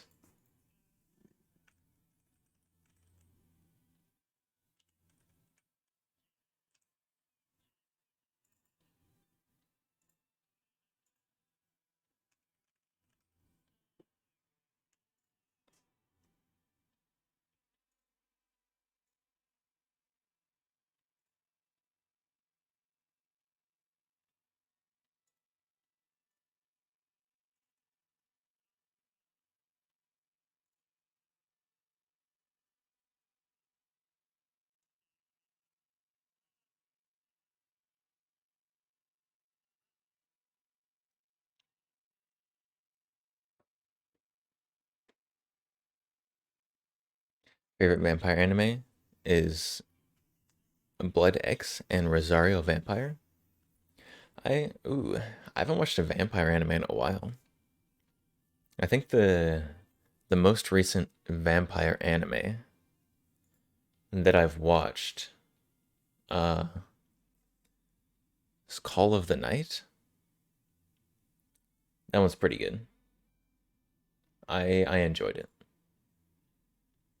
Is a fun show.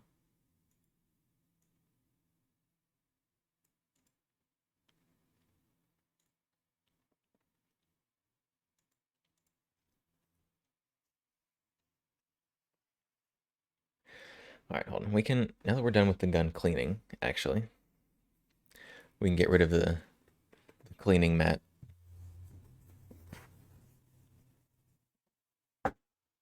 Get rid of that eyesore. Now we can just use the desk.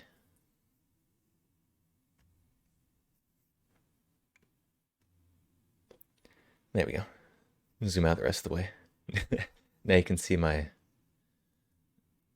monitor stands fully. High quality monitor stands.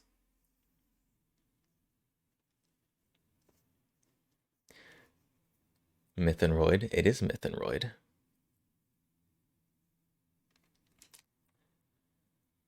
This was, I think this was one of the ReZero openings. I don't know. It could be someone else. I know Mythenroid did a lot of the ReZero music. Call of the Night was pretty good. The guy was weird though. Okay. Yeah, me too.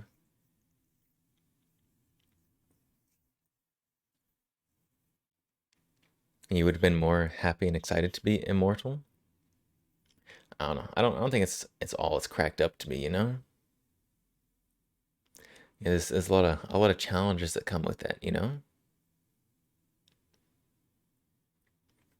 First of all, you have to deal with the whole not aging thing, which is probably fine for maybe 20 years.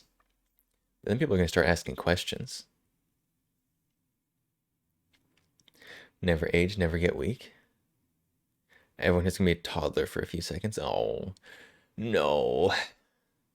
Why do you do this? Why do you do this? Death is scary. Death is scary. Oh, I got a new little key to put on the key jingle keys.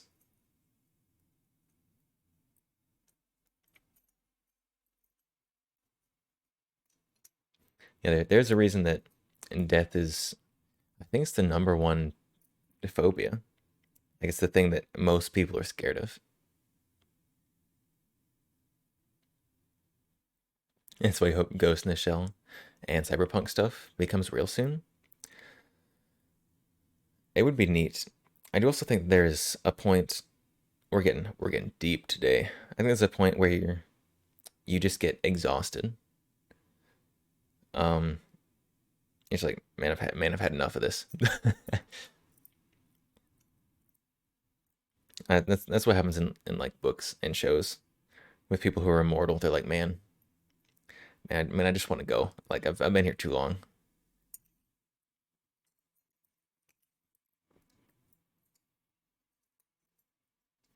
All right. Oh, I just messed up my keyring. There we go. All right, chat. Are you waiting for Sword Art Online to become real? Definitely. Yes, that. I would sign up. I'd sign up for Sword Art Online. If you told me you can go Sword Art Online, but you actually have to do the you die in game, you die in real life, I would still heavily consider it. There was a point when I was in a pretty bad place mentally. Not like way terrible. But I was like, man, if that was real, bro, just basically just a fresh start.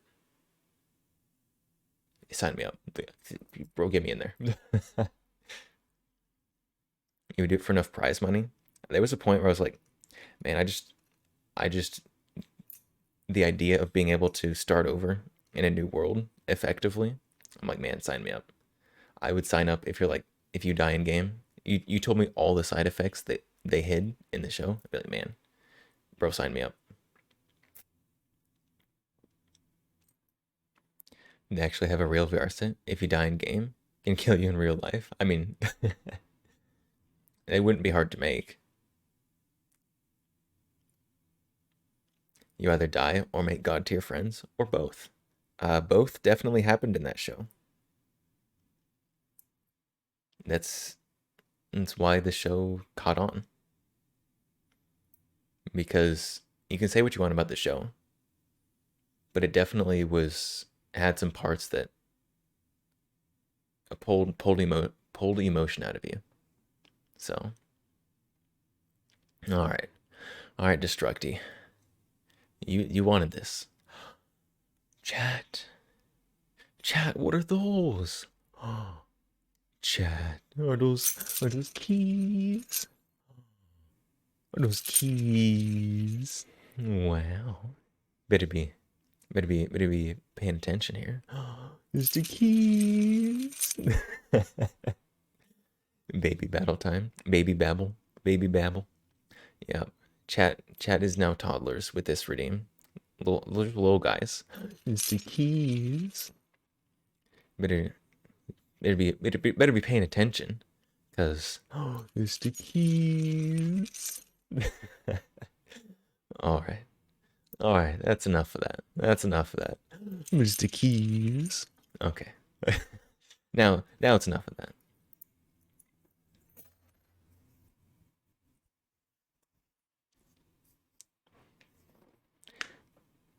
Have I seen the guy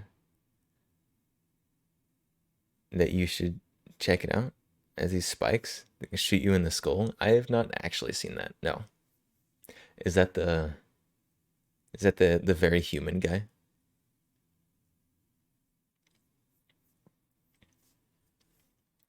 You did fencing, fancy French style swords, Asian Ninjago, and samurai sword. Very nice. Time for everyone to cringe. Ugh.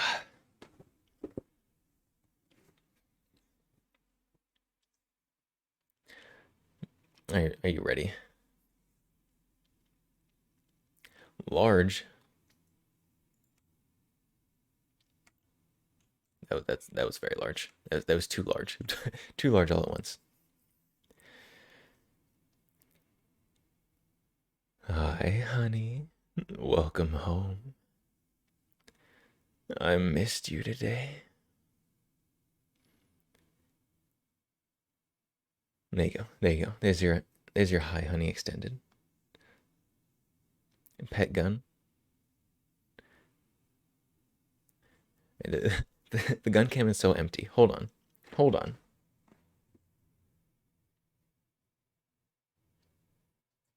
What do we want? What do we want for the gun cam?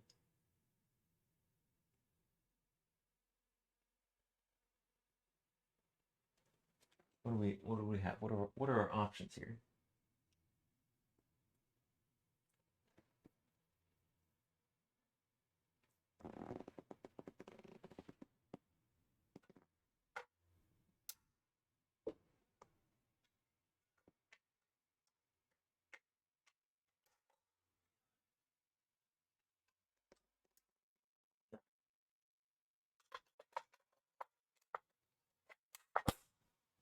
There we go. Let's grab this one. Our non-SBR AK. I froze. Yeah, it's because I turned around to grab the gun. So it lost the tracking.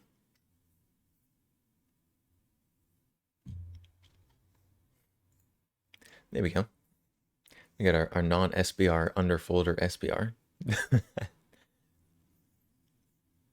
Yeah, waiting for tax stamp on this guy. And we can take off this nonsense up here. You like the Egyptian and Chinese Spiker AK? Spiker AK is definitely big vibe. Super cool.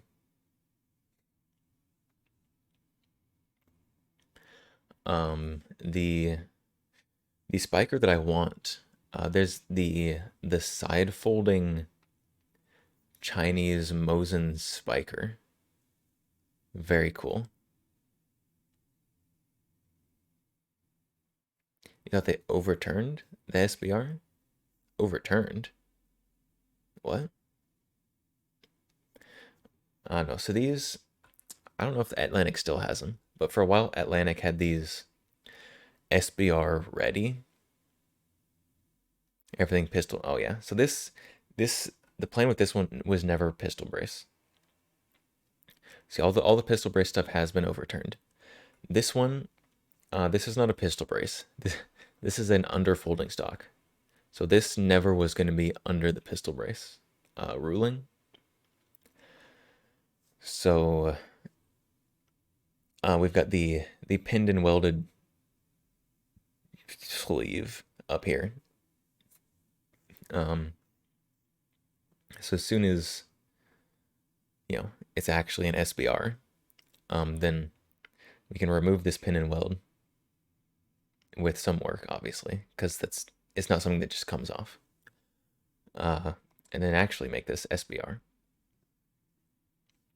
I do have. This is gonna be like a whole build. It's gonna be a whole vibe. I'm gonna replace furniture. It's gonna be cool. It's gonna be my funny AK SBR. You keep that at the tip of the barrel. You have to register it, and they know where it is. I mean, They already know where I am. I have enough guns that I am definitely on a list, but I don't know. I have other NFA stuff.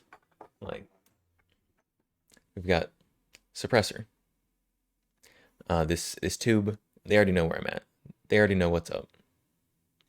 Like I don't know. If they wanted to come and poke at me for something, it's whatever. I am not doing anything illegal, so anything that they do would be unlawful. And if they tried to do something, it'd be a big, long process, but I would win.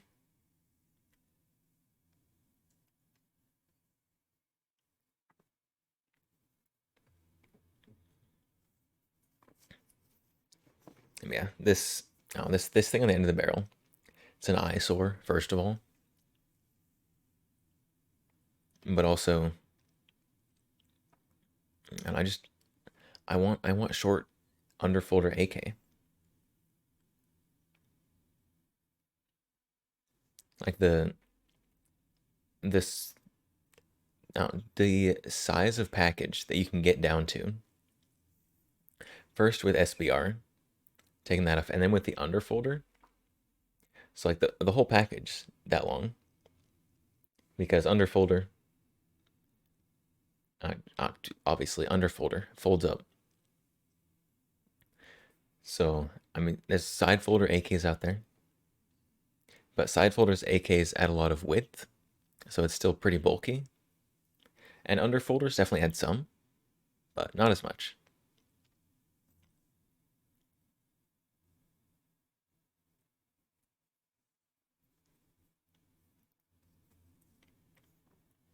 You like to be kind of secretive. One of your pistols is Snub-Nose 357. One reason it doesn't eject the shell case. Yes, I mean, I don't know. I don't have anything against people not wanting to register their guns with the government. I do, in fact, think it's generally a bad idea. But it's the only way to do what I want to do. So, as stupid as I think it is, I have to do it. So that's kind of where we're at. But also, like, I show most all my guns on stream. So like if the government wanted to know what guns I have, I don't know. I'm here. I'm right here. And all my streams, like I've got a stream archive. So like generally, they time out on Twitch. But I have all those on YouTube. And so while I can't stream on YouTube, you can't have guns and live stream at the same time on YouTube. You can do pre-recorded gun content on YouTube. And so if I live stream here and then upload it to YouTube, that's pre-recorded content. So I have, not all, because some of my streams do still go against YouTube TOS. Building guns, they're not a huge fan of that. But most of my streams are on YouTube. So you can probably go through my YouTube archive and see almost every gun I own if you wanted to go through all that. Because there's a lot there. There's a lot there.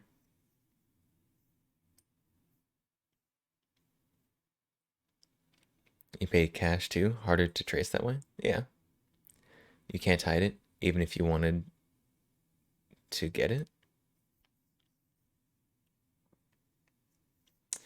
And I don't know, I've pretty much given up on hiding. Like, I mean, I still don't like voluntarily just give all the information to the government. But I don't know. If they wanted it, they could get it anyways. Like the ATF, if they walk into a gun shop and they're like, "Hey, we need all your records of any transaction for this guy. Like, they would need a warrant for it. But a warrant or a subpoena, I guess. Probably a subpoena. Pull out the heritage, show off the wonderful gun. I don't have it here. It's locked up in my safe in the other room. Big pain to go get it.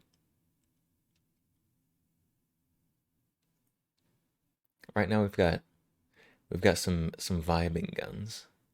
Underfolder AK and VP70. You hate YouTube because no bad words, and how they are on clips. No bad words. I definitely hear people use, I mean, not gamer words. There's a limit to how bad the words can get. But they're not too bad. People curse all the time on YouTube.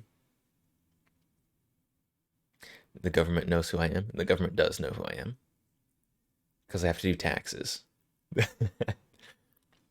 And so my taxes are directly connected to here. So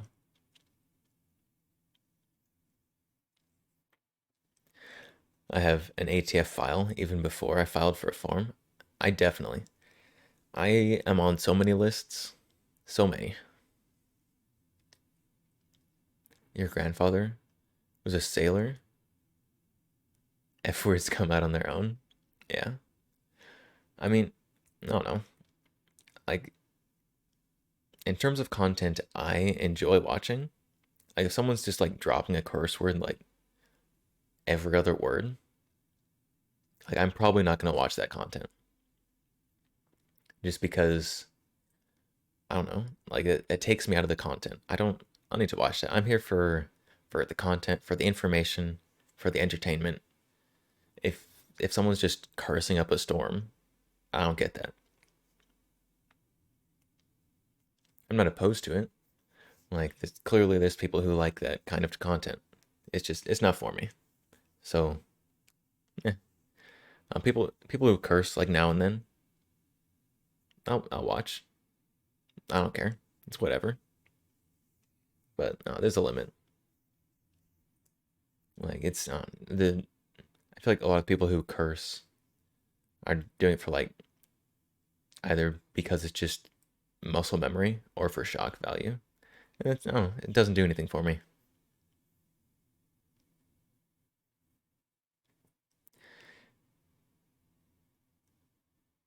You wasn't saying lists. My job gave me a file. I do work at a gun shop.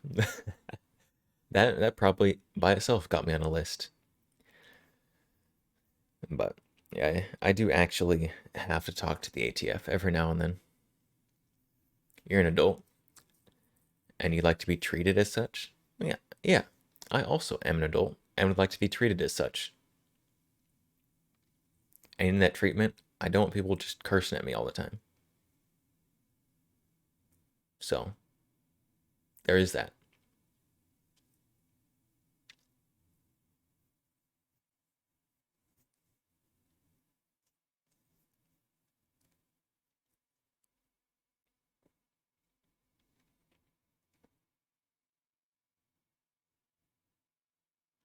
All right. How long? Man, 2.5 hour stream? Just sitting here chilling, chatting, gun cleaning?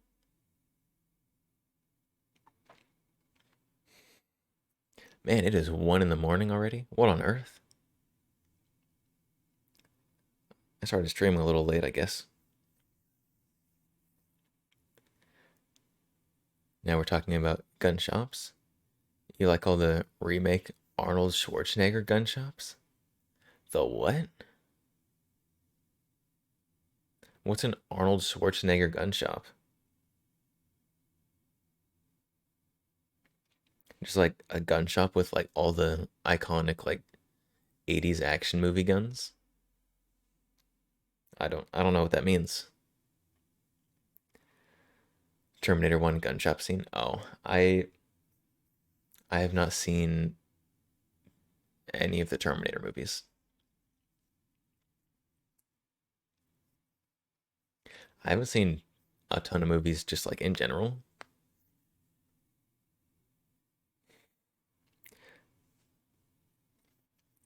They made really funny videos and made characters shopping. Nice. That would probably be very entertaining. If I got the reference. That is one of the movies I need to watch though. I need to go through and just watch all the movies, like the super iconic movies from just any from everywhere. I haven't watched a movie in a long time. I think the last movie I watched was the Demon Slayer movie.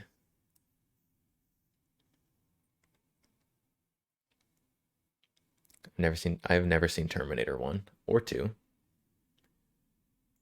or or any of the other ones. You would probably be flabbergasted by how many movies I have not seen. If you just name a movie, chances are I've not seen it.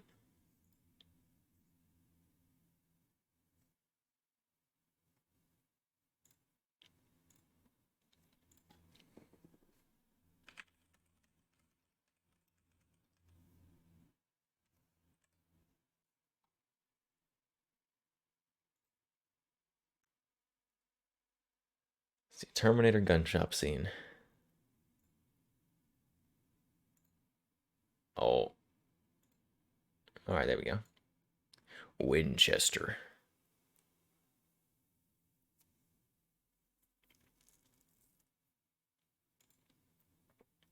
All right. Let's see. Hold on. Before we do this, I already know sound's not gonna work, so let me fix it.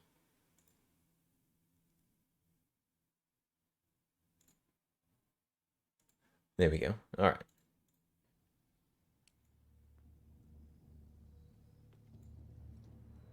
Winchester Colt Ruger. The 12 gauge autoloader. That's Italian. You can go pump or auto. The 45 long slide with laser sighting. These are brand new. We just got them in. That's what on earth is that? Oh my goodness. Those things are great. And awful. Mostly they're awful. You want the bullet to go. You can't miss. Anything else? Phased plasma rifle in the 40-watt range. Hey, just what you see, pal. The Uzi 9mm. You know your weapons, buddy. Any one of these is ideal for home defense. Know your weapons. Everyone knows what those are. So, which will it be? AMT hardballer. Want one of those? AMT made some cool stuff. It's early today. There's a 15-day wait on the handguns, but the rifles you can take right now. Oh. You can't do that. Wrong. Whale. Rest in peace, that guy.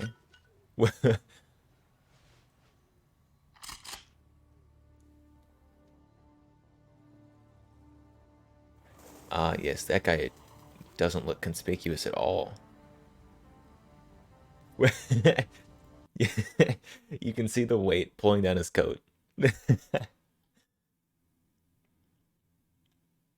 This guy would be stopped by police. That's awful. Is this keep going? Is there more gun shop scene here? Or was that it? Yeah, this just continues with the movie.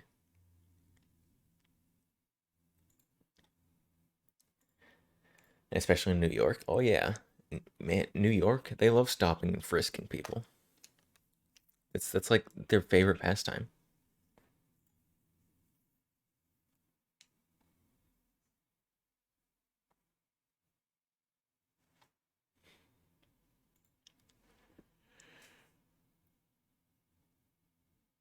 Oh.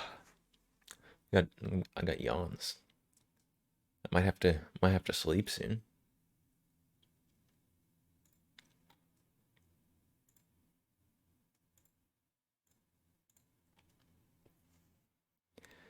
The only guy you really liked in New York was John Gotti. I no idea who that is. Not a single clue.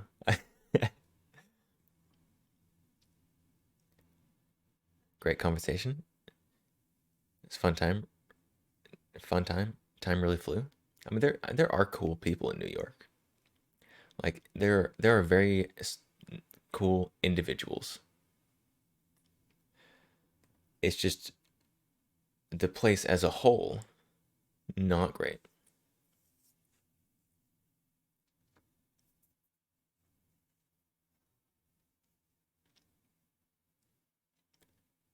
Are you talking about the conversation with me?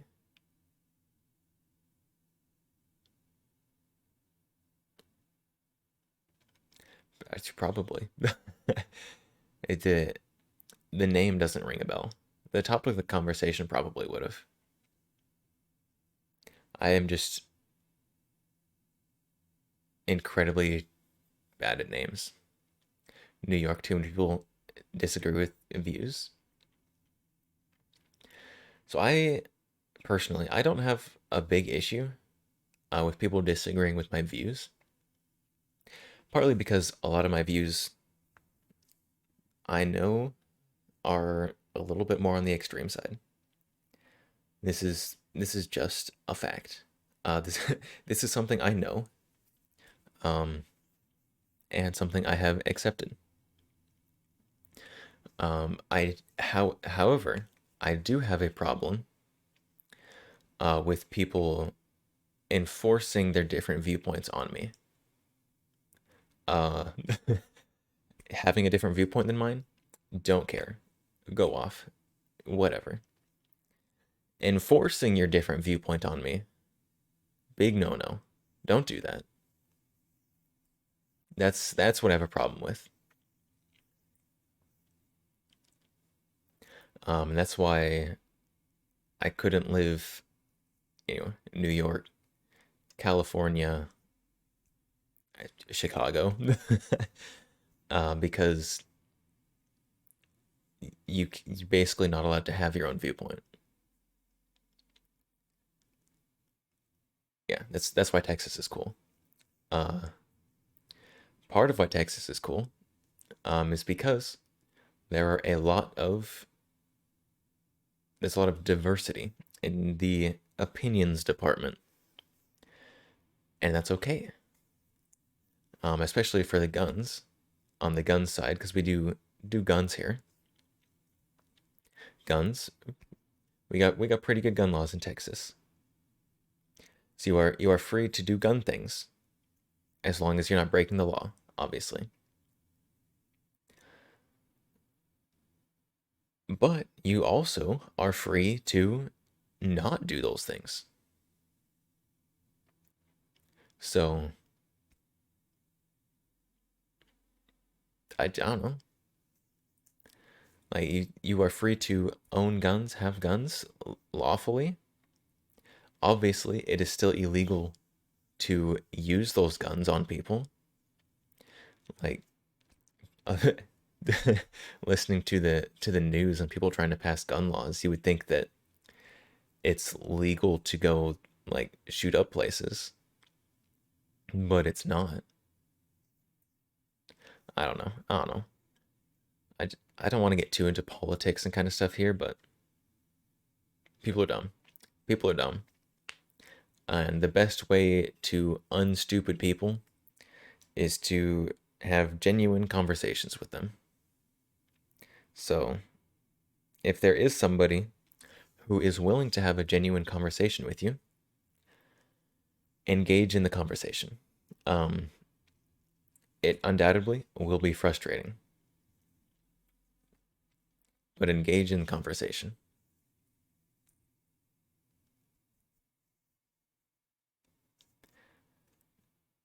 Only thing you don't care for?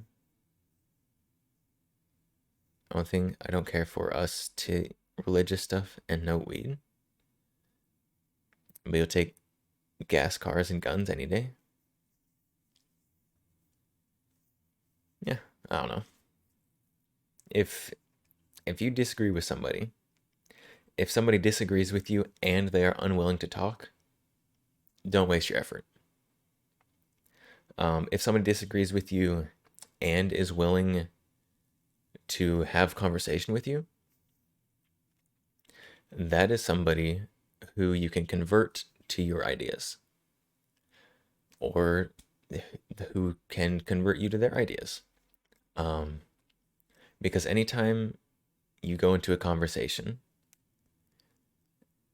you should be looking to expand both your and the other person's view of reality. This is my personal opinion. If you go into a conversation like, I will change this person's mind and what they think is wrong, you're not going to do it. You're not going to change their mind. But if you go into a conversation, any conversation, like this person, they have their own viewpoint that they have arrived at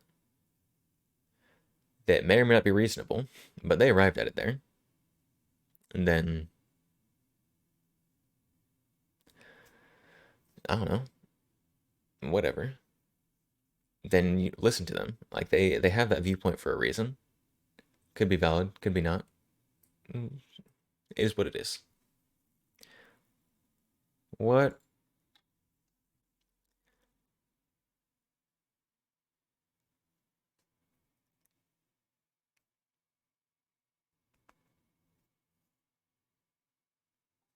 Why did that get deleted?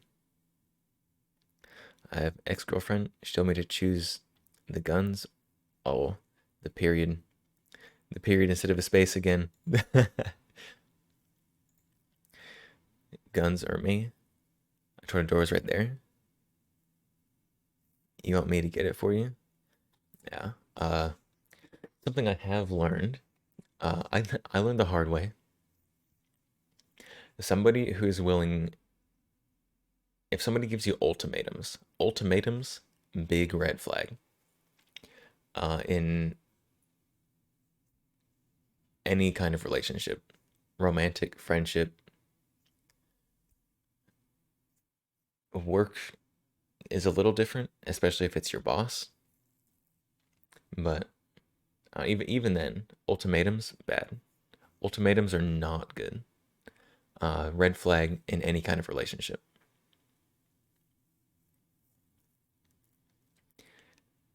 She had it running with a crackhead, changed her tune completely. Yeah, no, I won't say everybody.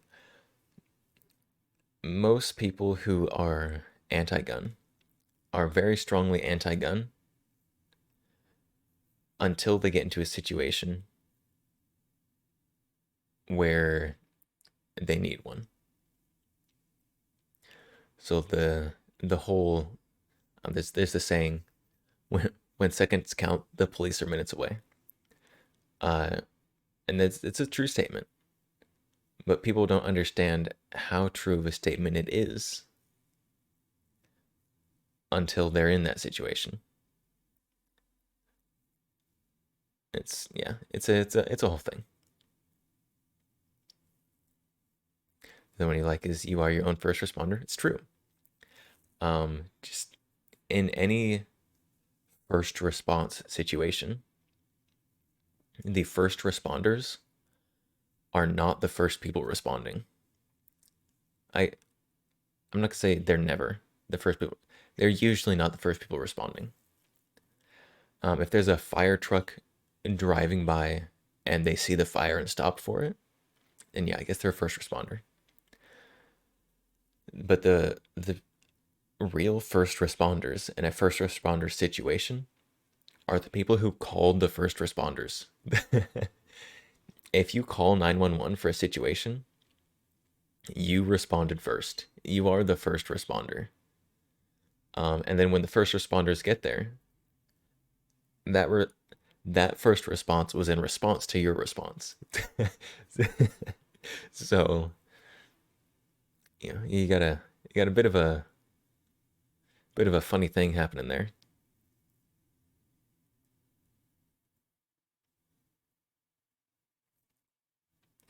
Kick a dog, wonder why it bites you. Grab a person from behind, wonder why it punches you. It's just respect people in the personal space. Natural instinct is to defend yourself quick. So I mean, well, that gets into some complicated stuff. Because natural response to a sudden stimulus, so like an emergency situation, there are three.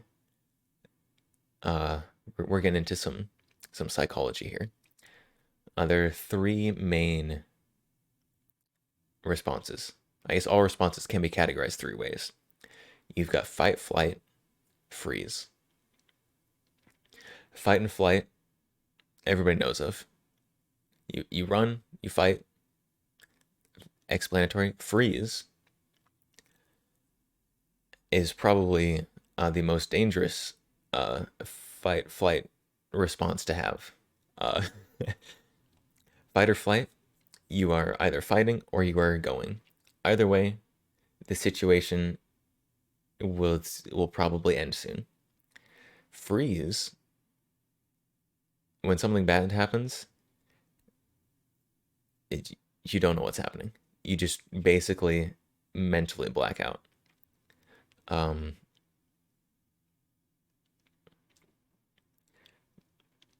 The goal, if you are in a situation and your first response was freeze, is to get out of that response. Because that's bad.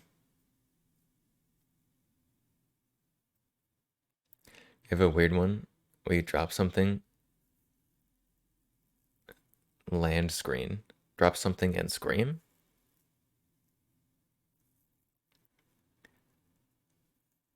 Your brain thinks you hit your foot, but you didn't?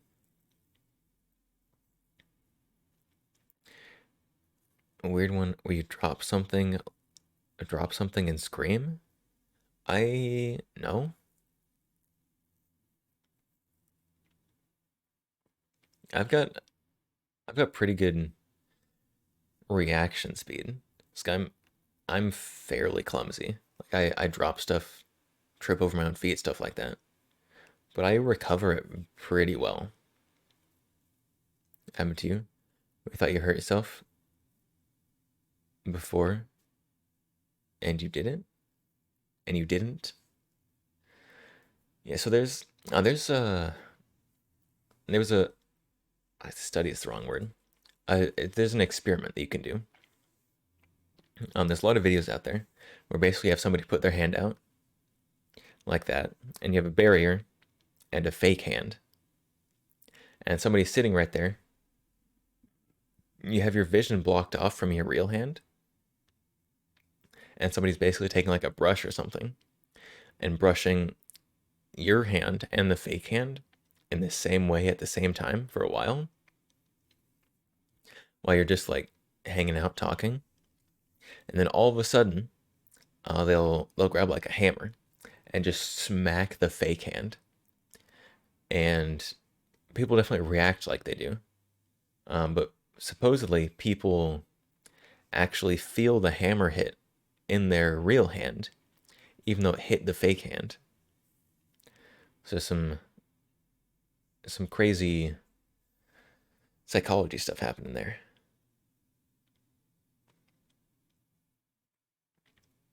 Very, very cool. Very strange.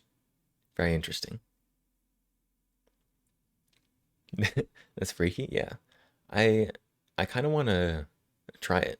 Like I want to be the guy with my hand getting hit with a hammer, but not actually getting hit with the hammer. I think that'd be cool.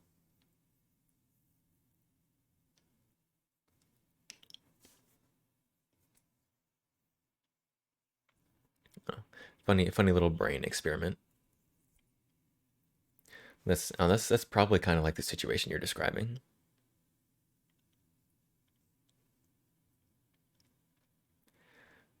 One time, you dropped a firework into a bottle. Isn't that just called a bottle rocket? Heart skipped a beat. Thought it blew up in your hand. Brain playing tricks. Huh. Interesting. I don't know. I can't remember anything like that that's happened to me.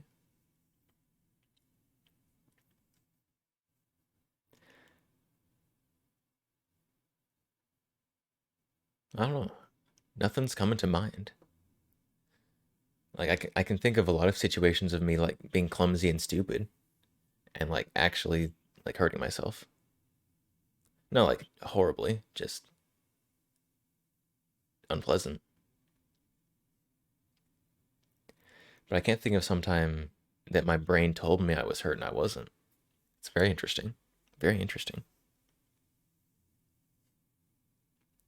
One time I made a beer bottle shotgun powder mix with fireworks. Took the pellets out, floated in a pond. Such a huge explosion. Little pieces of glass in the knee. That's that has to be predictable, right? Like you basically made a glass frag bomb.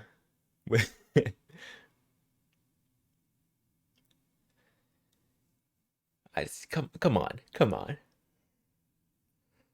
That one's predictable. Can't you can't you can't get me on that.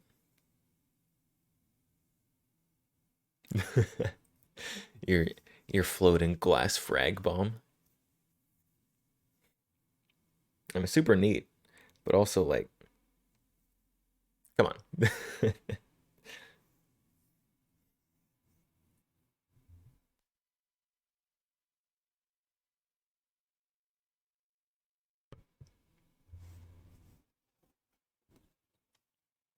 One of your buddies back in school in Texas had a pretty good pew collection.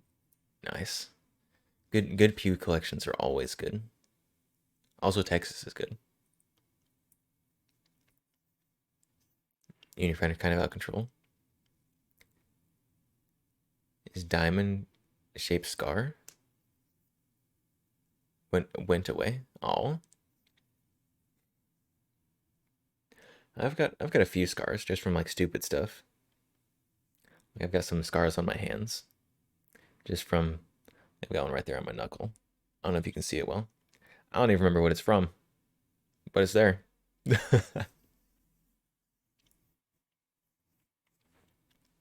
don't remember what he had? It was before you met Gotcha.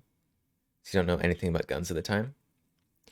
Yeah, people who don't know a lot about guns see a big gun collection and are like, there's two options there. They're like, wow, that's kind of neat, or that's so strange. Why do you have that?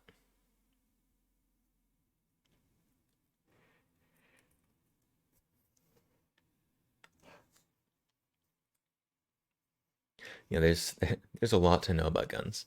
Um, there's some gun collections where I fancy myself as knowing quite a bit about guns, but there's some gun collections that are just a different niche than I know.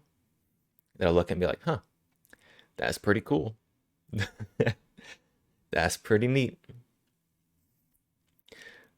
But then I don't actually know much about it. So like if you showed me like just a fantastic collection of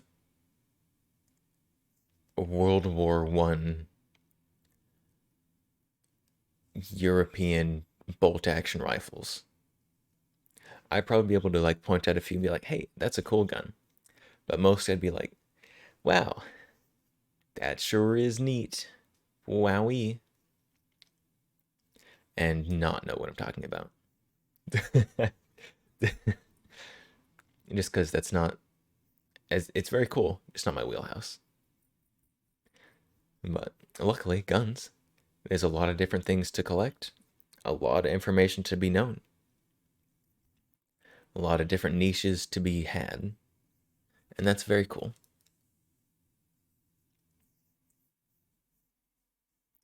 You like the French gun that was made out of bicycle parts in World War One? I don't know that one. I don't know. There's a few French guns I know. I know some of the Moss guns. Obviously the FAMAS. Everybody knows the FAMAS.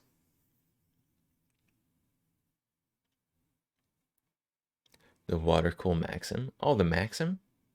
The French made a Maxim out of bicycle parts? That's pretty cool. Maxim is a very cool gun. that is actually still being fielded today in some countries and has been seen in Ukraine in that current conflict. Fun fact, did you know that the Maxim gun was invented, timeline-wise, closer to the Revolutionary War than to current time? That is how old the Maxim gun is. So there you go, a little fun tidbit of information.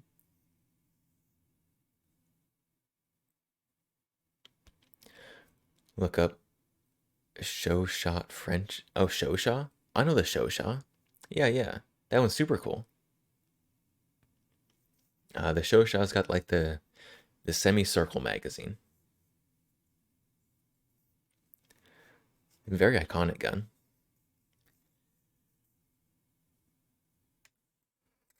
Oh, my yawns are getting bigger.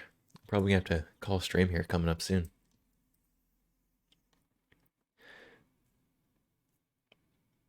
Cowboy Days, not Red Dead video game. Wait, is Cowboy Days Red Dead video game? Yeah, so let's see, when was the Maxim gun invented?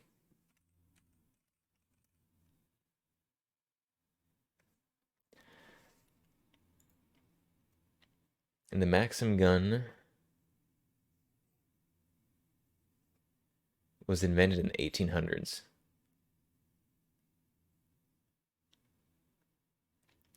In 1884.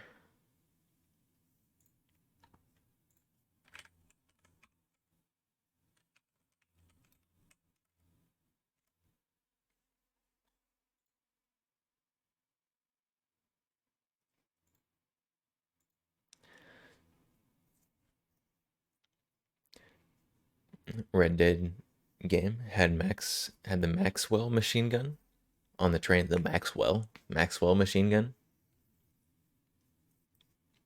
Very nice.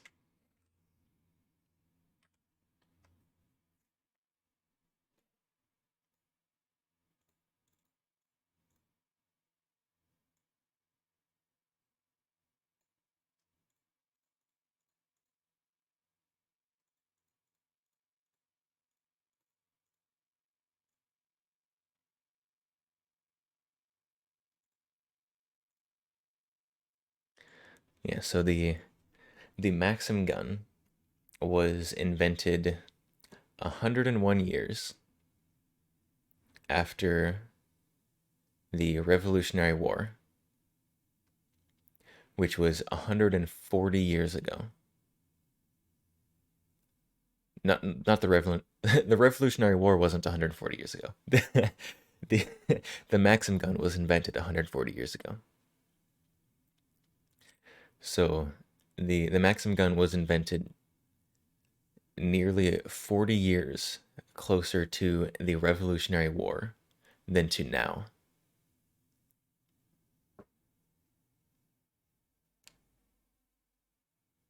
Which is very cool. Very cool. Mr. Maxim was way ahead of his time.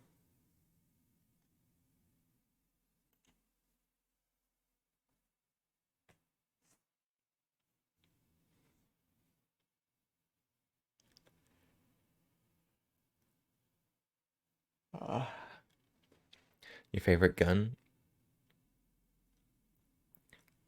is MG42 because it was fast fire. MG42 is super cool.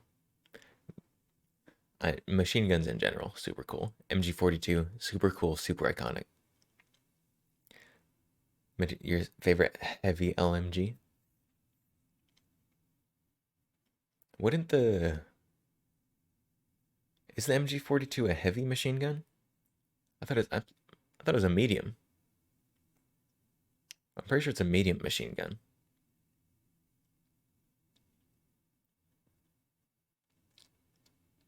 Because heavy machine guns were always like emplaced, like tripods, like the M2. The M2 is a heavy machine gun, always mounted. You can't really carry it. And then we've got the medium and light, which you can carry. Medium, you probably would rather not, but you can.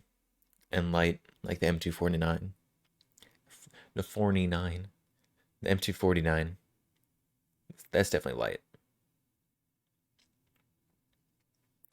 New ones, they dumbed down fire rate too much. I mean, high fire rate is super cool. But there definitely are reasons to have a slower fire rate. Primarily, you go through ammo slower, which has a few effects. First, you can have longer sustained fire. So you can have longer sustained fire. It takes less ammo over time. So yeah, that leads to longer sustained fire. Uses less ammo. Saves money.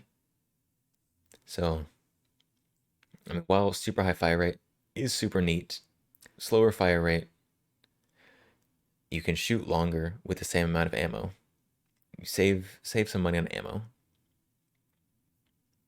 It definitely, while you don't have the instant pound of lead downrange, there definitely are reasons to have slower fire rate.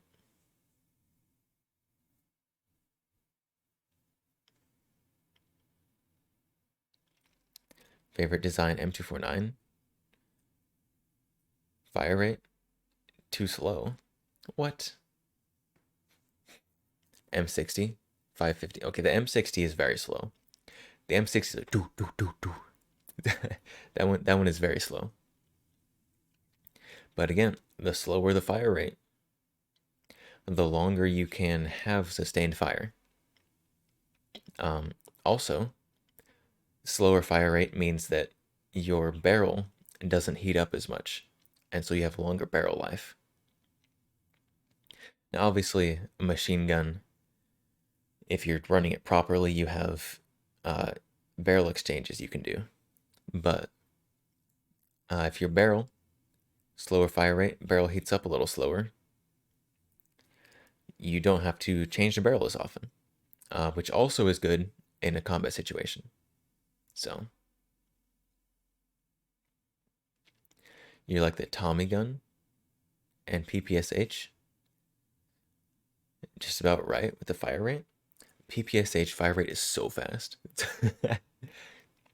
The Tommy gun, oh, don't get me started on the Tommy gun. Tommy gun, super iconic, super cool because of the iconic aspect. The Tommy gun is objectively not a good gun. The Tommy gun is a terrible gun. The ergonomics, the function of a Tommy gun, awful. The design of it is terrible. So imagine, I don't have a Tommy gun. So imagine here, we've got AK. You've got your bore axis coming straight back here, straight down that line. Your stock on the AK, just below the bore axis, comes nearly straight back, contacts your shoulder. The Tommy gun, not like that. The Tommy gun, you got your bore axis, the stock goes like, and so you've got your bore axis way up there, your stock way down here. So you've got the recoil with a giant lever on it, trying to push it up. It's trying to push it up. So the recoil compared to something similar, not good. This is true. I have experienced it. I've shot a Tommy gun full auto. It's not great.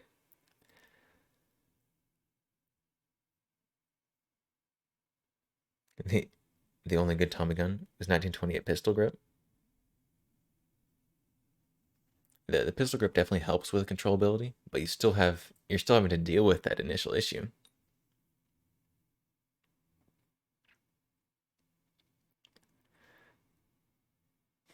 You want to get the auto ordnance gold plated or special edition with the gangsters. Do it. I've looked at those. I've not quite almost bought one, but I've looked at them quite a bit. They're pretty neat. The auto ordnance ones. The auto ordnance Thompson, like Thompson magazines, Tommy gun magazines, they're so expensive. Oh my goodness.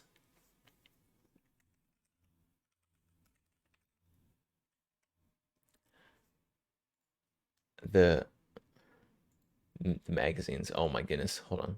Let me find them.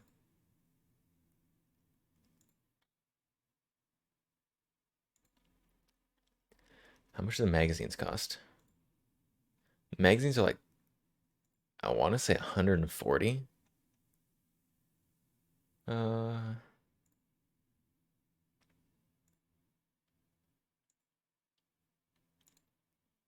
are they? Okay. Excuse me, I was wrong. I remembered they were obscenely expensive. I was not even close.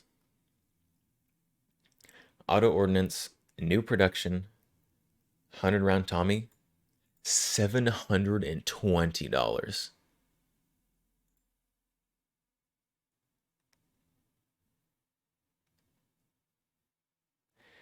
Excuse me. This is highway robbery.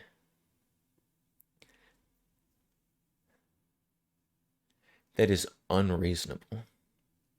50s, yeah, the 50 is a little less. The 50 is a measly $370 for a single magazine.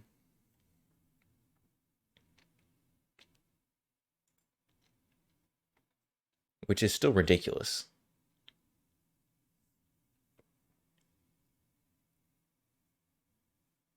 That's awful. It's terrible. Like the guns. Like if you want you want the 100 round magazine, which like of course you do.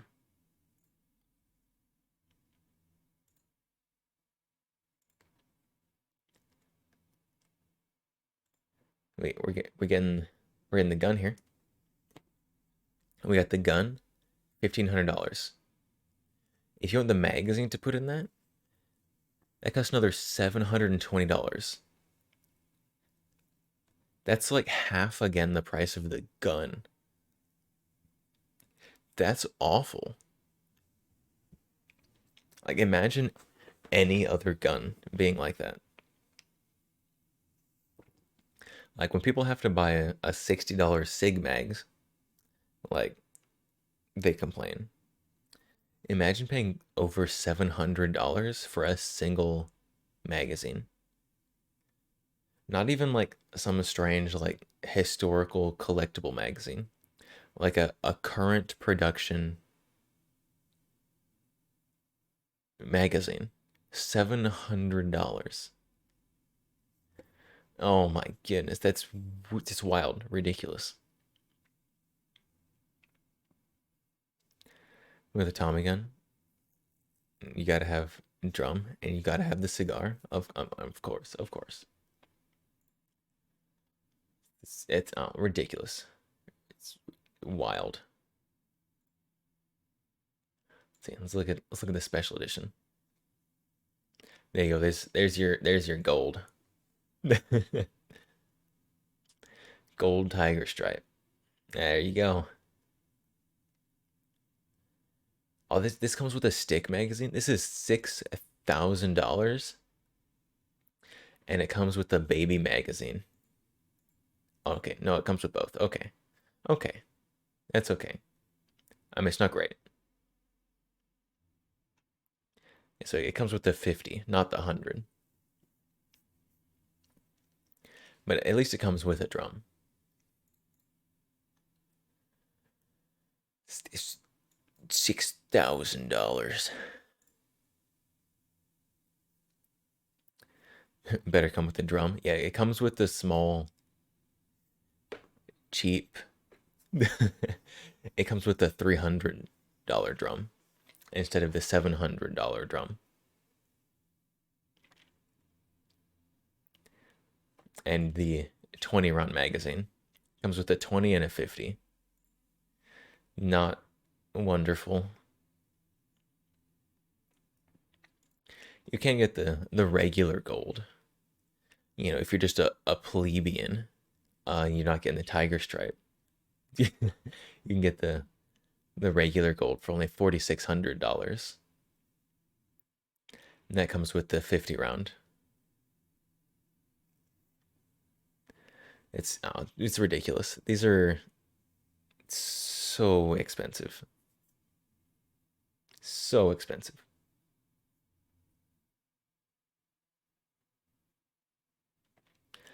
I think probably the first gun to use compensator. 1927. It's definitely one of the early ones.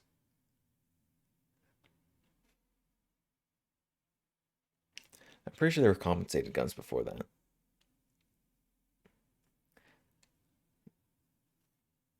Yes, I'll definitely give one of the early ones. I don't know. There's probably some compensated gun from like 1870 or something. Something obscure.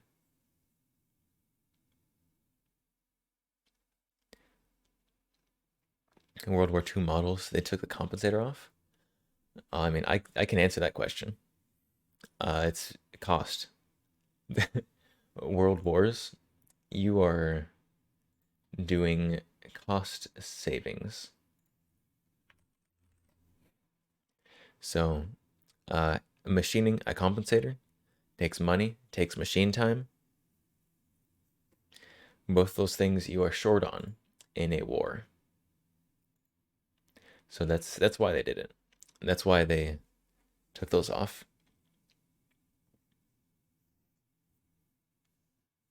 I mean, honestly, the Tommy gun, kind of an expensive gun to start with for wartime kind of guns. So cutting that cost off there definitely would help. Not a ton probably, but definitely helps. But that's why you see a lot of countries, particularly during the World Wars, at the beginning of the wars, the countries, build guns. They have, nicer models of the gun. And then as the war progressed, the quality and the features would go down. You can see it with basically any gun used through a war. Like the early war guns, fancy, nice, precision machined. The end of war ones looks like they're cobbled together in a garage. Like the last ditch effort guns of the world wars. Gross. Very collectible, super cool. Gross.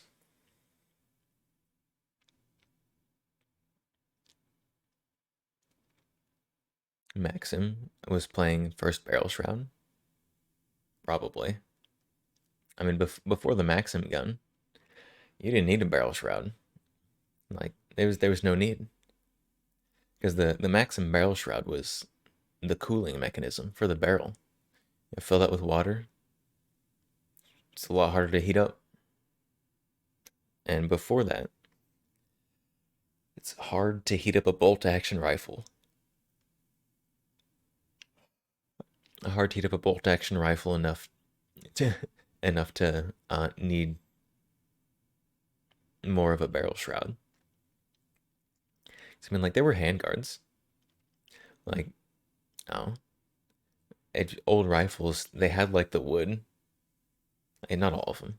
A lot of old rifles had like a wood or something around at least part of the barrel to hold on to. A lot of things also didn't. There's old lever actions. It's just barrel, magazine tube, and you just grab onto that thing because they just didn't heat up.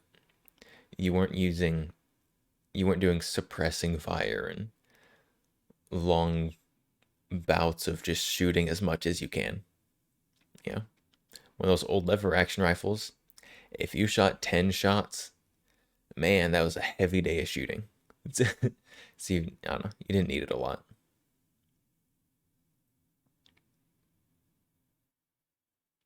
Like the grease gun, not even a charging handle, $25, exactly, like that. Wartime production, fantastic. The grease gun is, yeah, a fantastic example. They got a tube, and inside the tube, you got a tube, and the tube inside the tube, you have a little nub, and that's, you just stick your finger in there and you pull that back. Because machining a charging handle, nope, don't need that. If we don't need it, we're not going to do it. So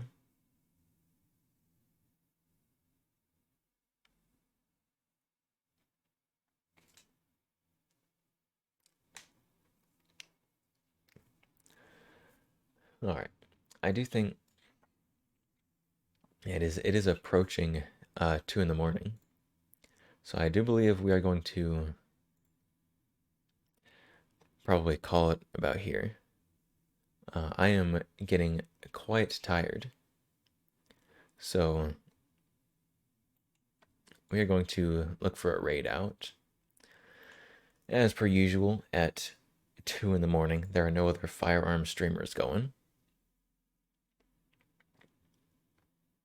You love Henry and Winchester's big lever John Wayne? Yeah, the big lever actions are pretty cool. I enjoy them.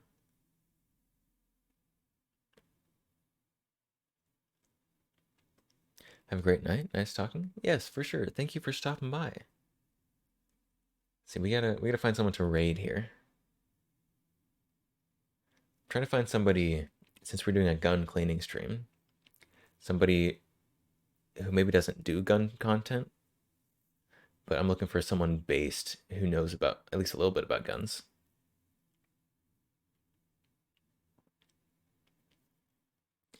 See, so Leaflet knows about guns. All the wiper references, night. So we're gonna raid out. Do we raid? I think we're gonna raid Leaflet. Sorry if he was going on, but it's a conversation. That's all good. We were just chatting today, so that's what it's for. just chatting is for going on and on. I also was going on and on, and I'll be honest, when chat, either an individual or just everybody, is just going, makes it easier for the streamer. You going on and on makes my job easier, so I appreciate it. All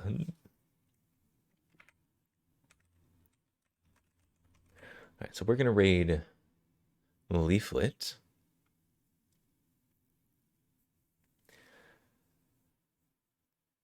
Let's see. We're gonna raid Leaflet. Do we do a raid message?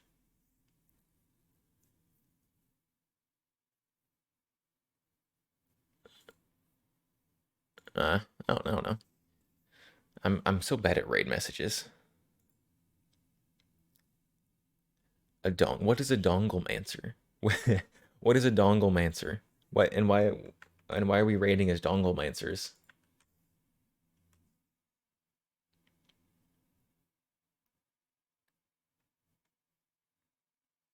What?